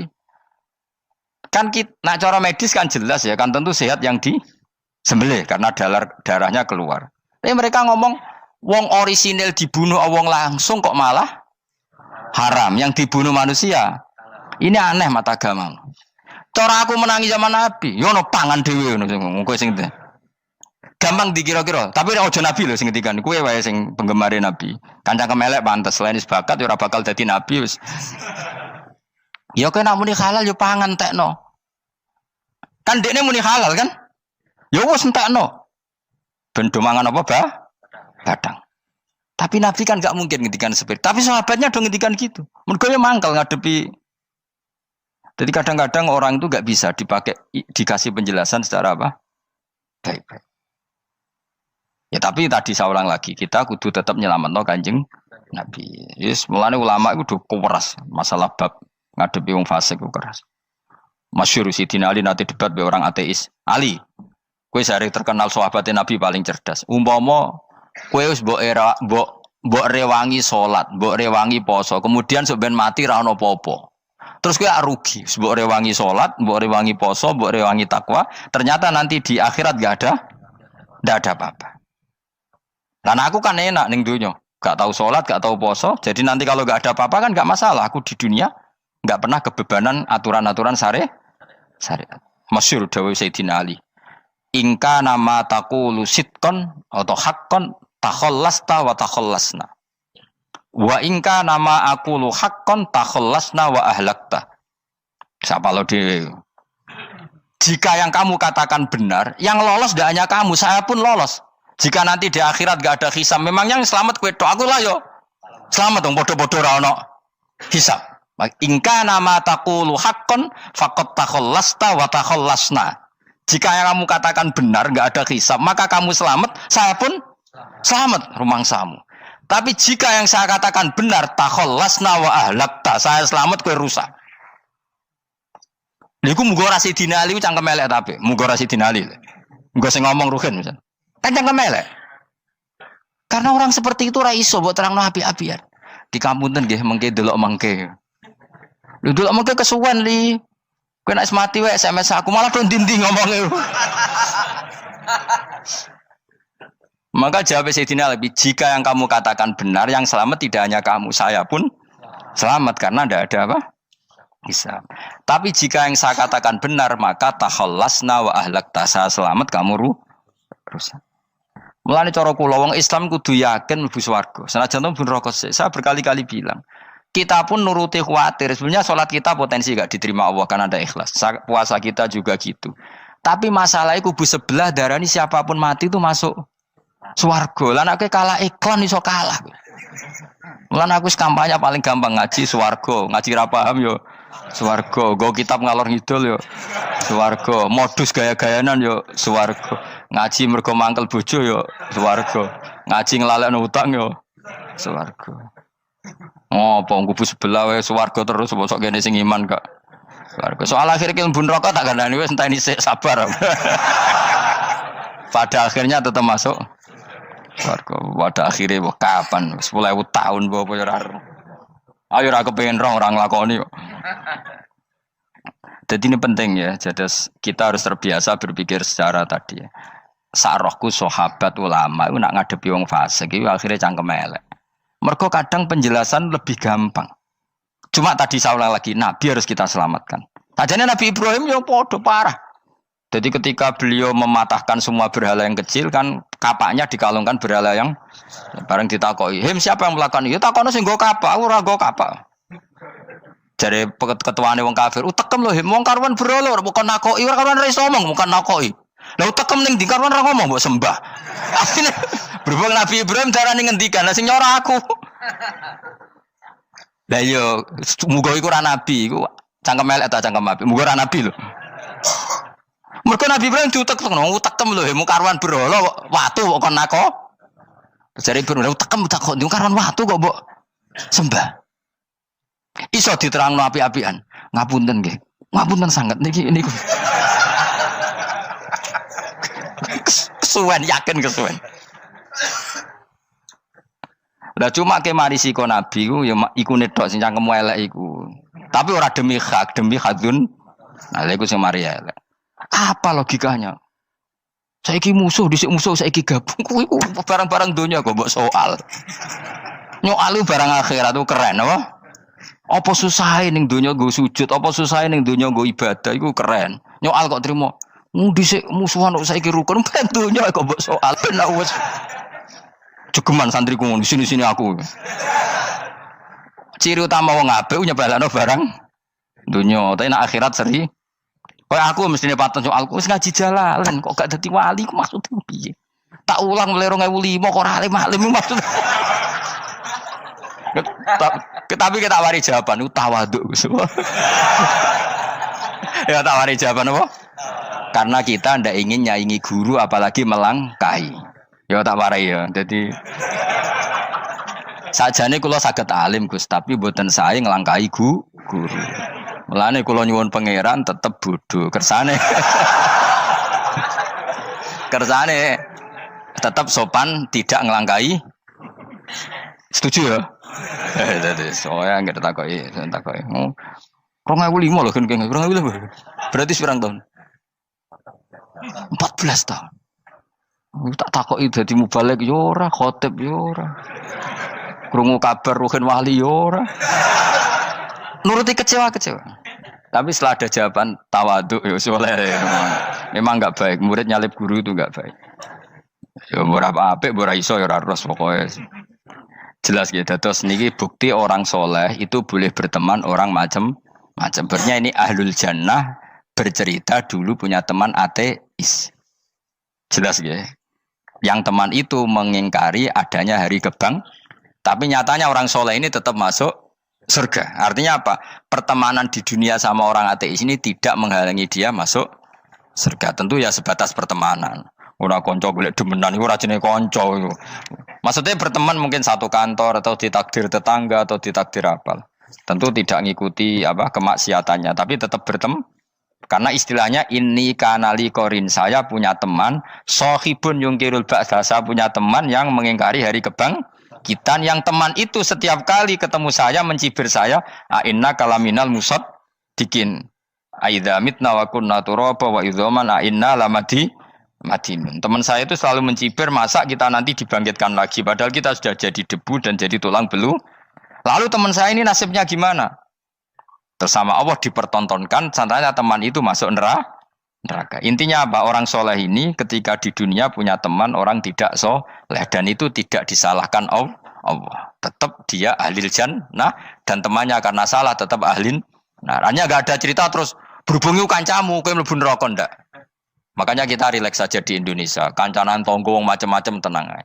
Sementing alaikum anfusakum la yadurrukum man dhalla idza tadaitum. Yang penting jaga diri kamu sendiri, dan setelah diri kamu terjaga tidak masalah orang sekeliling kamu sesat. Ya ayyuhalladzina amanu alaikum anfusakum la yadurrukum man dhalla idza tadaitum. Jaga diri kamu, kualitas hidayat kamu jaga, kualitas kebaikan kamu jaga. Setelah semuanya terjaga, tidak masalah orang sekeliling kamu sesat. Ya kayak teman ini, dia punya teman ateis tapi dia tetap islami, dia konsisten dalam mempertahankan iman. Ternyata dia tetap ahlil jannah, padahal punya teman ateis. Jelas ya, terus niki supaya clear bahwa karena kita di dunia mesti berteman orang macam-macam. Apalagi semenjak saya dari Korea itu melihat orang Islam ingin bikin masjid, padahal bosnya orang ateis, teman kerjanya orang ateis. Tapi mereka nyatanya imannya tidak goyah. Mereka ingin bikin masjid, urunan bikin masjid, padahal temannya apa? Ateis. Dan itu nggak masalah. Nanti kalau itu soleh terus sampai di surga, golek bosku saya gini di. Iku nara ketemu ya ora lega. Jadi manusia itu masuk ini swarga, nak gak ketemu rivale. Jadi sebenarnya, nak rival politik, nggak tahu saya itu, nggak ada ayatnya, nggak ada penjelasannya di Quran ini. Dan tidak perlu menjelaskan barang dunia terang non Quran kemuliaan. Bukan kalau terus nang sampai budi. Ka'annahu fa'amal terus budi. Innahum alfau aba'ahum dolin. Innahum saat temne kufar iku alfau padha metuki sapa kufar wajadu. Tegese metuki sapa kufar aba'ahum ing bapak-bapak kufar dipethuki dolina khalik sesat kabeh. Nah, mereka itu menjadi kafir karena punya tradisi bapak-bapaknya ya kafir. Terus setelah bapak-bapaknya kafir, fahum mongko te wong akeh ala asarihi ing atase jejak-jejak bapak-bapake wong akeh yurauna iku anut kabeh. Mereka punya bapak-bapak kafir dan kekafiran itu diikuti oleh mereka. Ya sajuna tegese padha ngikuti sapa wong akeh latibaihim maring anut ning abaihim. Fa yasrauna mongko gegancangan to sapa wong akeh ilahi maring ittibail aba. Maksudnya gini, kalau tahu senior kita sesat ya jangan ikut. Mereka enggak, bapaknya sesat nyembah batu, nyembah makhluk. Mereka ikut menyembah batu, menyembah makhluk. Harusnya kalau salah kan enggak perlu apa diikuti. Jadi kesalahan itu ya kadang ikuti tradisi. Tapi ya tradisi yang seperti itu, kalau tradisi yang baik ya harus diikuti. Walakotelan teman-teman sesat kau belum sedurunge iki generasi sopo aktsarul awalin. Sopo aki-aki wong dhisik. Minal umami sing pira-pira umat almadiyati kang wis kliwat. Walakot arsalan teman-teman ngutus ingsun fiim dalam kabeh mungkiri nek wong sing meringatno kabeh. Minar rusuli sing pira-pira rusul mukhawifina tur ngekeki peringatan kabeh. Fangzur mongko angen-angen sira kaifa kana hale kaya apa ana apa akibatul mudharin, apa akibate wong sing dikei peringatan ayil kafirin tegese wong kafir kabeh. Ai akibatuhum tegese uta akibate kabeh akhir dari perjalanan mereka wa aladabu siksa. Orang yang tidak iman pasti akhir perjalanannya siksa. Senajan to ning donya mereka ngelola dunia lebih baik ketimbang kita, kehidupan dunianya lebih baik ketimbang kita. Intine kowe aja sampai kalah donya kalah akhirat. Awas kene. Kalah donya aja sampai sini-sini wong. Sing go jalalan jule kalah donya. Gunane apa go konsep jalalan ngalor gitu. Tulis jalalan kalah di dunia menang akhirat. Jebule kalah pisan. Innalillahi wa inna ilaihi raji'un. Awas ke sebenarnya swarga sini-sini wong. Illa ibadah wahi kecuali pira-pira kaulian Allah al-mukhlasina kang ikhlas kabeh, al mukminina kang mukmin kabeh. Fa innahu mongko satuna ibadu wa al mukhlisin atau al mukhlasin iku najau. Iku selamat sapa kabeh minal adabi sanging siksa. Li ikhlasihim krana ikhlase wong akeh fil ibadate ing ibadah. Nak kira iki ta apa? Illa ibadah wahil mukhlasin sami nggih. Fathah. Kira iki ta napa? Lame fathah. Illa ibadah wahil mukhlasin iki. Tapi ana sing kira mukhlisin mukhlasin kira iki to. Hah? Ora lha jeng nang Qur'ane Quran. Mukhlas. Auli anna wa ta'ala wa ta'ala akhlasa nyelametno sapa mikhlasno sapa ing kabeh lah krana ikilah amal ala qiraati fathil lam ing atase wacanan maca lam. Dadi qiraah itu ada illa ibadah wahil mukhlisin, ada illa ibadah wahil mukhlasin. Jadi mang dua qiraah. Tapi ki anut sing umum ya aja aneh-aneh. Walaqad nadana nuhun fala ni'mal mujibun. Walaqad nadana lan teman-teman ndonga nek kita sapa nuhun Nabi Nuh bikauli iklan dawuh Nabi Nuh, Rabbi inni maghlubun fantasir. Rabbi do pengiran ingsun ini sak temen ingsun maghlubun den kalahno, fantasir mongko kula aturi nulungi panjenengan. Fala ni'mal mujibun, mongko iku banget nikmate sapa al mujibun, sapa zat sing nyembadani lagu maring Nuh nahnu te kita. Aida'ana ala qaumi. Maksudnya Nabi Nuh ketika tertekan oleh kaumnya, kemudian Nabi Nuh berdoa kepada saya. Dan saya kata Allah fala ni'mal muji bundat terbaik yang memberi terkabulnya doa itu fala ni'mal mujibun. Ya Nuh berdoa kepada saya kata Allah dan saya kata Allah adalah zat terbaik yang bisa mengabulkan doa. Itu jenenge apa? Fala ni'mal mujibun. Eda ana tekse donga sapa Nuh ing kita ala qaumihi ing atase kaum Nabi Nuh fa ahlaknahum mongko ngrusak ingsun ing kaum Nabi Nuh bil ghoroqi kelawan tenggelam. Jadi kowe nak mangkel mbek wong-wong sing ora iman, iku pilihane iku kowe parek pangeran. Nak parek pangeran nak sing ora iman dikalahno pangeran. Kowe ora usah dadi ekstremis, malah ribet dhewe. Pasrahno napa pangeran. Lah nak kira wali ora mandi-mandi, ora mandi ya wis. Sementing kowe ning donya bernegara secara sehat, gak perlu dadi napa? Teroris, gak perlu dadi napa? Ekstremis. Karena Nabi Nuh ketika mangkel mbek kaume, Nabi Nuh ngebom mereka apa matur pangeran? Matur pangeran, kemudian pangeran sendiri yang ngambil napa tindakan. Kowe yo ngono mbek musuh-musuhmu sing hasud mbek kowe. Tapi ya mbah konang pangeran malah bela kono. Lah kadang musuhmu luwih bener timbang kono ya. Timbang kowe. Kono kerja keras sugih. Terus duweni kowe sekere turu. Terus mbok pasutno jebule pangeran bener. Kok kowe pemalas. Kono bekerja keras. Ya mbah nak ngono. Lan jegeman di musuh wong saleh. Mergo nak maksudno malah balik ning kowe. Di musuh sing ra saleh dadi menang kowe. Nak padha ra saleh ya mbok ra jelas. Fa ahlaknahum mongko ngrusak ingsun hum ing kaum Nabi Nuh bil ghoroqi kelawan apa tenggel. Sing jelas nabi-nabi dulu nak kecewa mbek musuhe iku mature teng pangeran. Mboten kalau perang itu beda loh. Nabi kalau perang dia perang di arena perang di Badar di Uhud. Jadi janjian terus duel. Ora kok musuhe turu terus di sebelah mboten enten ngono. Ya kalau mau perang ya janjian, jadi fair. Mereka nantang Nabi, tentu kan tidak baik kalau kebenaran ditantang kebatilan tidak berat. Terus akhirnya ya duel ini wow. Tidak. Yang jelas perang itu tidak sepihak. Makanya bahasa Arabnya takotul, saling perang. Jadi wazan kalau dalam nahwu itu dalam sorof itu qatala itu wazannya musyarakah. Musyarakah itu saling merang, saling nyerang. Jadi enggak boleh sepihak. Makanya janjian oke, mau iduna badrun. Kita perjanjian kita ketemu di apa? Badar terus ketemu. Ora kok limbe-limbenan mboten. Memang tarung. Jadi keren. Sing kalah ya keren, sing menang ya keren. Mergo corong Jawa wani adep. Mboten nyulik niku mboten. Sehingga disebut muqatalah atau napa kital. Masdarnya itu qatala yuqatilu muqatalatan. Malah latihan sorab lah jong. Karena syarat mufassir itu harus ahli napa? Sorab. Wa najinahu lan nyelametno ingsun ing Nabi Nuh wa alahu lan keluargane Nabi minal karfil azim saking banjir sing gedhe. Ail gharqi tegese selamat sangka tenggelam.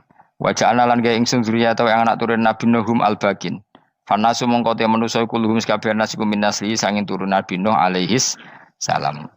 Makanya jenengan yang syukur. Jadi turunan yang sekarang itu sudah steril. Saya ulang lagi. Kamu ini sudah turunan yang steril. Tidak ada bapak yang kafir. Yo kowe kabeh sing ngaji Jalalain. Kowe kabeh. Ini mbah-mbah kamu sudah apa? Steril. Karena manusia pertama Nabi Adam, terus Nabi Adam seterusnya itu masih ada yang kafir macam-macam. Era Nabi Nuh ini bapak kedua. sing kafir tenggelam kabeh, terus ada orang 80 semuanya mukmin. Makanya kita-kita yang sekarang itu istilahnya Allah dzurriyyataman hamalna ma'nuh. Kita ini turunan orang yang diangkat di perahunya Nabi Nuh. Makanya manusia pertama dari Nabi Adam, terus itu masih macam-macam. Era setelah Nabi Nuh sudah steril, enggak ada lagi yang apa? Kafir. Umpama mbah-mbahmu ana sing kafir meneh, iku ya kafir sing ora asli. Sehingga engkau ya langkai wae. Mesti aja anggap langkai wae. Terus melok mbah sing nopo? Sing mukmin. Ya jelas ya, fannasu kulluhum min naslihi alaihis salam. Jadi setelah periode banjir itu semua manusia itu sudah turunan Nabi Nuh dan pas itu sudah steril semuanya apa? Mukmin. Ya orang 80 semuanya orang apa? Nah, setelah itu ada lagi yang kafir. Lah aku ora roh iku sing dadi mbahmu ta ora roh. Ya ora perlu roh kowe. Mulane ora apal nasab penting kanggo biasa ben ora roh. Tadi fanasu mongko te manusa kulo mis kabeh nas iku min naslihi saking turunan Nabi Nuh alaihi salam. Bakana lan ana iku lahu kedene sapa salah satu auladin sapa telu pira-pira anak Sam. Pertama Sam wa Abul Arab wa Faris wa Rum wa Ham wa Abu Sudan. Sing Ham Abu Sudan, bapake wong napa? Sudan. Wa Yafas, ana sing maca Yafis. Yafas Abu Turki, bapake wong pundi?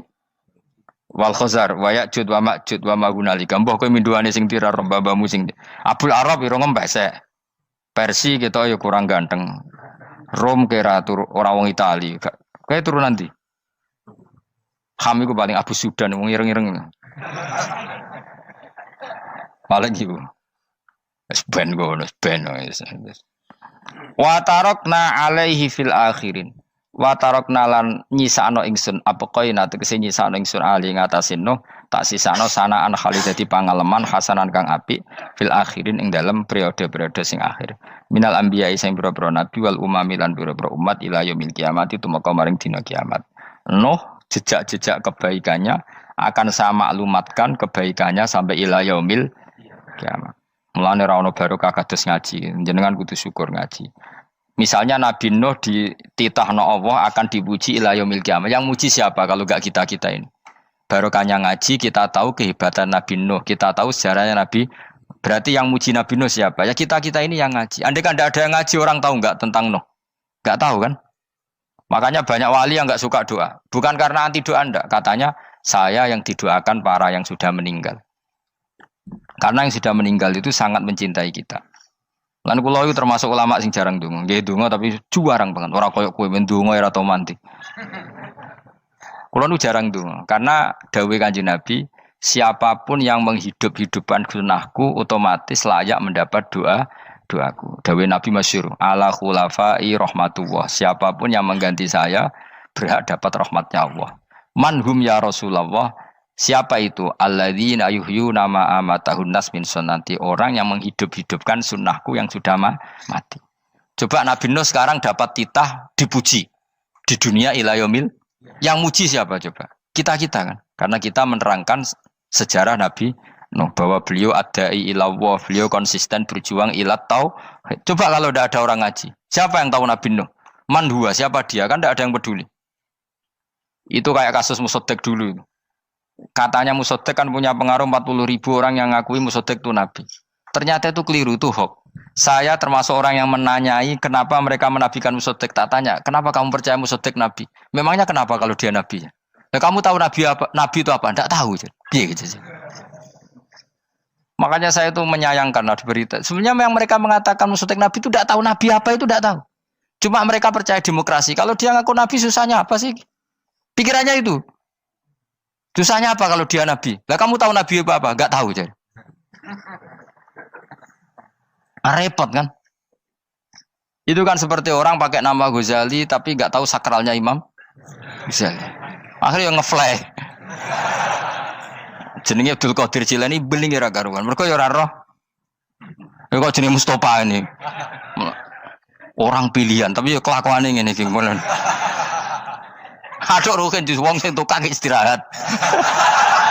Dadi manane Mas Ruhin wong sing seneng. Mulane turu. Dadi sarohae maknane istirahat. Nganggo sintasin. Sinta yo tukang istirahat bener urip pemene iki. Ya ora apa-apa, dunya sepele kan biar istirahat. Jadi makanya kan nggak ada ulama yang nggak dicintai para wali yang sudah meninggal karena tadi siapapun yang menghidupkan sunnahku setelah sunnah itu mati maka dapat doaku. Sehingga ulama ya doanya ya biasa aja, ndak usah berlebihan, just donga. Karena kita yakin dongane Nabi luwih mandi timbang doa kita. Kalau kita menghidupkan sunnahnya Nabi, ngaji maksudnya. Cuma namun di sunnah Rasul gak tahu ngaji. Sunnah Rasul yo ngaji iku sing karuan. Wis jelas Nabi itu status pokoknya apa? Pengajar apa? Masyhur itu. Buistu mualliman. Sebagian riwayat pakai innama buistu muallim. Saya diutus hanya sebagai pengajar. Termasuk melakukan sesuatu yang tidak ideal itu Nabi lakukan demi status mengajar. Misalnya begini, sama tak bedai, kok tak latih pinter. Tawaf jalan kaki sama naik skuter atau naik kendaraan itu afdal mana? Enggak, jawab saja. Afdal jalan kaki. Tapi Nabi ketika tawaf itu naik unta. Naik apa? Sehingga ulama ijma tetap saja tawaf naik unta sama jalan kaki afdal jalan kaki. Padahal Nabi kalau tawaf itu karena Nabi naik unta itu statusnya adalah mengajar, menunjukkan kalau itu sah. Jadi nilainya bukan enak-enak naik unta tapi mensyariatkan kalau itu sah. Dong ya. Kayak saya pakai baju hem. Dengan orang Arab pakai jubah. Mungkin cara Allah itu afdol saya. Saya orang Indonesia loh ya. Maksudnya saya ini orang Indonesia. Maksudnya saya orang Indonesia, saya ulang lagi. Bukan dengan status Habib atau ulama atau orang Arab. Guling-gilingan bahwa saya mengesahkan baju hem untuk sholat. Makanya dulu pernah di salah satu komunitas tabiin, saya ulang lagi tabiin. Itu semuanya pakai jubah, pakai serban. Jabir yang sahabatnya Nabi termasuk Abdullah bin Mas'ud, dia datang ke masjid, jubahnya itu dicopot, terus dia sholat tanpa pakai jubah. Sampai geger tabiin, ini gimana sahabatnya Nabi sholat kok pakai jubah, jubahnya dicoplok, dicendel loh. Terus dia sholat. Ketika sholat ditanya, ya sahibah Rasulullah, kok ini sahabatnya Nabi sholat pakai jubah kok malah dicopot. Supaya kalian semua tahu bahwa kita dulu zaman Nabi biasa sholat pakai sarong, terus diikatkan di leher, saking tidak menemukan jubah. Tapi itu menjadi penting supaya orang tahu bahwa syarat sahnya sholat tidak bergantung harus pakai jubah. Meskipun kita sepakat pakai jubah sunat, kita selalu sepakat pakai jubah sunat. Tapi harus ada yang enggak. Kalau semua kiai pakai jubah, nanti satpam harus pakai, supir harus pakai. Karena kalau mau sholat jadi bingung. Ini barokahnya Jabir, orang tahu ternyata sholat itu yang paling pokok adalah nutupi aurat. Sama Rasulullah itu kadang tidak melakukan ibadah kelas paling afdol. Kayak tadi beliau tawaf naik unta. Tapi itu menjadi afdol karena nilainya mengajarkan bahwa itu sah. Paham gitu? Terus beda. Perilaku sama pengajaran itu beda. Rasulullah itu gak mungkin sholat lupa. Tapi Nabi pernah lupa. Andai kan Nabi tidak pernah lupa, kita tidak tahu caranya kalau sholat masyhur itu. Nabi pernah sholat hanya 2 rakaat. Terus beliau akan pulang. Terus sahabat diam semua karena mereka punya adab. Terus ada orang yang agak bedui. Aku sirati sholatu amnasita ya Rasulullah. Ini sholat model qashar apa memang kau lupa? Karena sahabat mulai dulu sudah ngerti usul fikih. Kalau ini duhur 2 rakaat, mulai besok berarti 2. Karena ngambil yang paling akhir. Zaman Nabi kan ada nasa mansuh. Kalau tak kemarin duhur 2, berarti duhur terkini 2. Terus Nabi balik lagi ke majelis, mengkonfirmasi ahakun maqala Dzulyaden, apa yang dikatakan Dzulyaden tadi benar. Iya ya Rasulullah, engkau tadi sholat hanya 2. Terus Nabi takbir menambahi 2 rakaat. Artinya apa? Kalau kamu lupa, itu tidak harus mengulang dari awal, cukup bina meneruskan. Sehingga misalnya kita tawaf sudah 3 putaran, terus kita batal, ya kita wudu saja. Mulai awal apa teruskan terus keempat? Coba kalau Nabi gak pernah salah seperti itu, kita tidak tahu cara ngelola kesalahan. Ya misalnya kamu tawaf, terus batal. Kamu wudu, nambah keempat apa mulai dari awal? Nambah keempat. Karena setiap seperti itu, bana alama fa'ala, harus meneruskan. Bukan andai kan Nabi tidak pernah melakukan itu, kita tidak tahu caranya. Ojo kok malah komentar, sholat nganti lali, kowe eling apa wae, cangkemmu. Laline Nabi ora koyo lalimu. Mulane ana imam sholat salah iku anggap ae niru Nabi. Cuma bedane Nabi untuk ganjaran wong iku gak ngono, tapi tetep Jadi Nabi itu beberapa kali itu ngalami sesuatu yang tidak afdol. Tujuannya satu, untuk pelajaran. Makanya masyhur itu riwayat makuntu ansa walakin unassa li as-sunnah. Saya itu tidak pernah lupa, tapi sama Allah didesain lupa li as-sunnah supaya itu jadi sunnah. Jadi makuntu ansa walakin unassa li as-sunnah. Jadi saya tidak pernah lupa, tapi sama Allah didesain lupa supaya jadi sunnah cara ngelola kelupaan. Misalnya sholat 3 apa 4, milih 3. Milih al-aqal. Karena itu satu-satunya cara. Sehingga Nabi didesain pernah sholat hanya 2 rakaat, terus diingatkan sama sahabat. Terus itu jadi sunnah, caranya ngelola caranya ngelola lupa. Begitu seterusnya. Nabi ngendikan al-ajur bi qadri ta'ab secara makna seperti itu. Tapi Nabi sendiri tawaf itu naik unta. Sehingga sekarang ada orang naik skuter, naik kursi roda, itu dikiaskan karena Nabi dulu pernah berkendara. Coba kalau Nabi tidak pernah berkendara, wong sing lumpuh gak iso tawaf, wong sing sakit gak bisa tawaf karena gak ada riwayat Nabi pakai kendaraan. Tapi barokahnya Nabi pakai kendaraan, semua referensi itu gampang. Meskipun Nabi sendiri pas itu masih sehat, sangat sehat.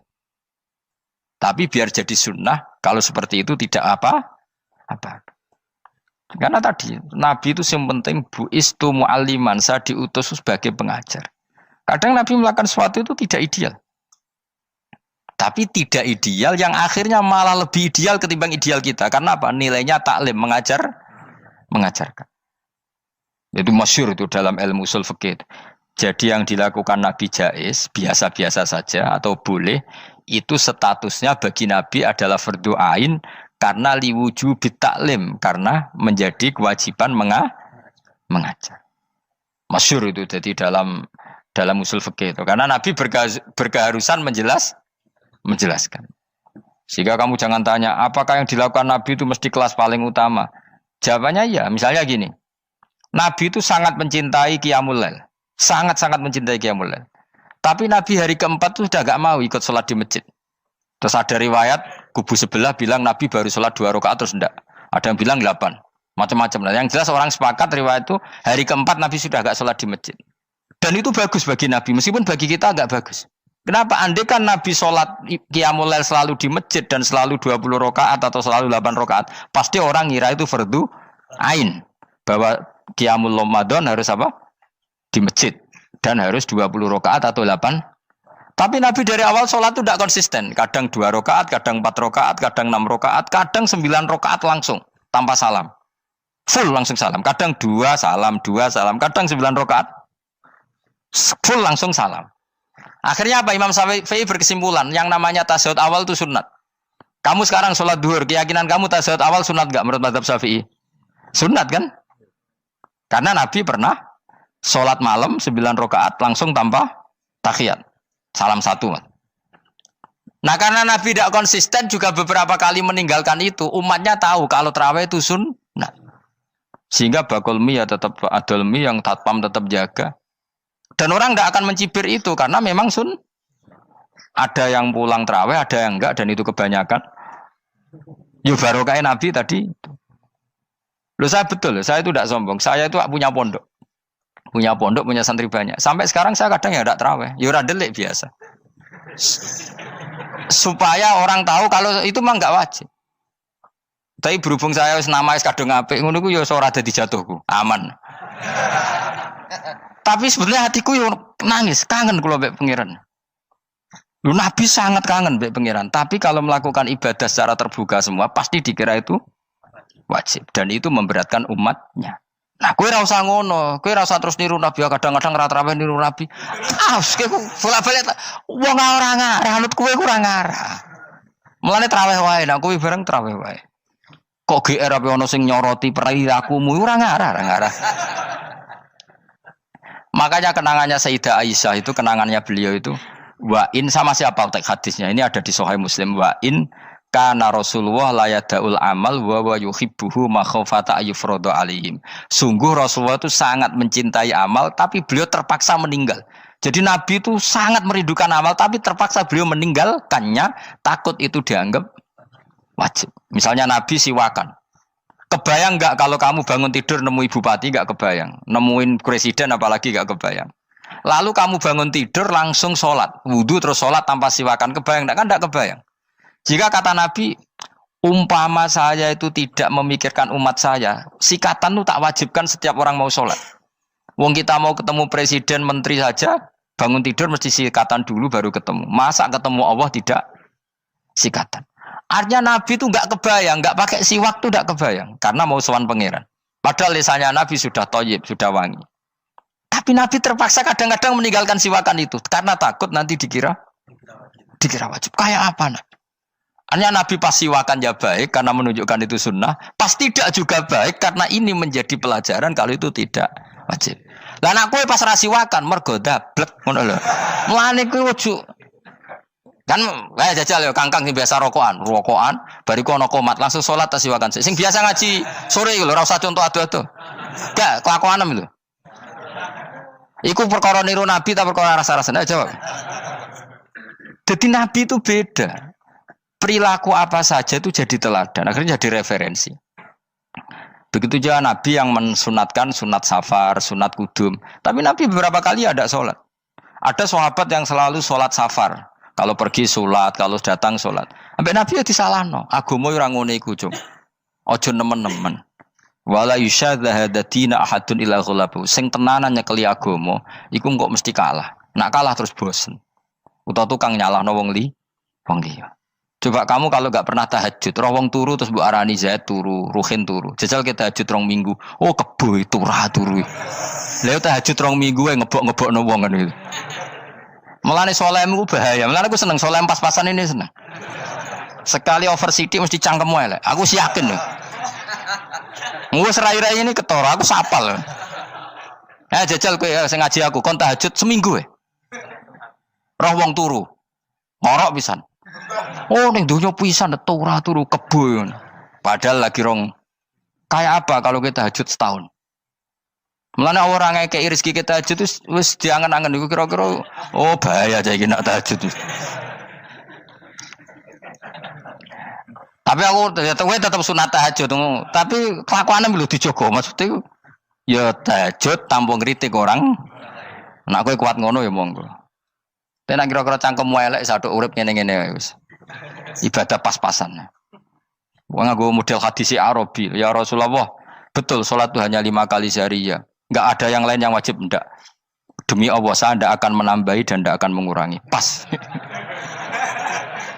Wis wae makom kula wis wong desa niku mawon. Daripada nambahi tapi akhirnya kecang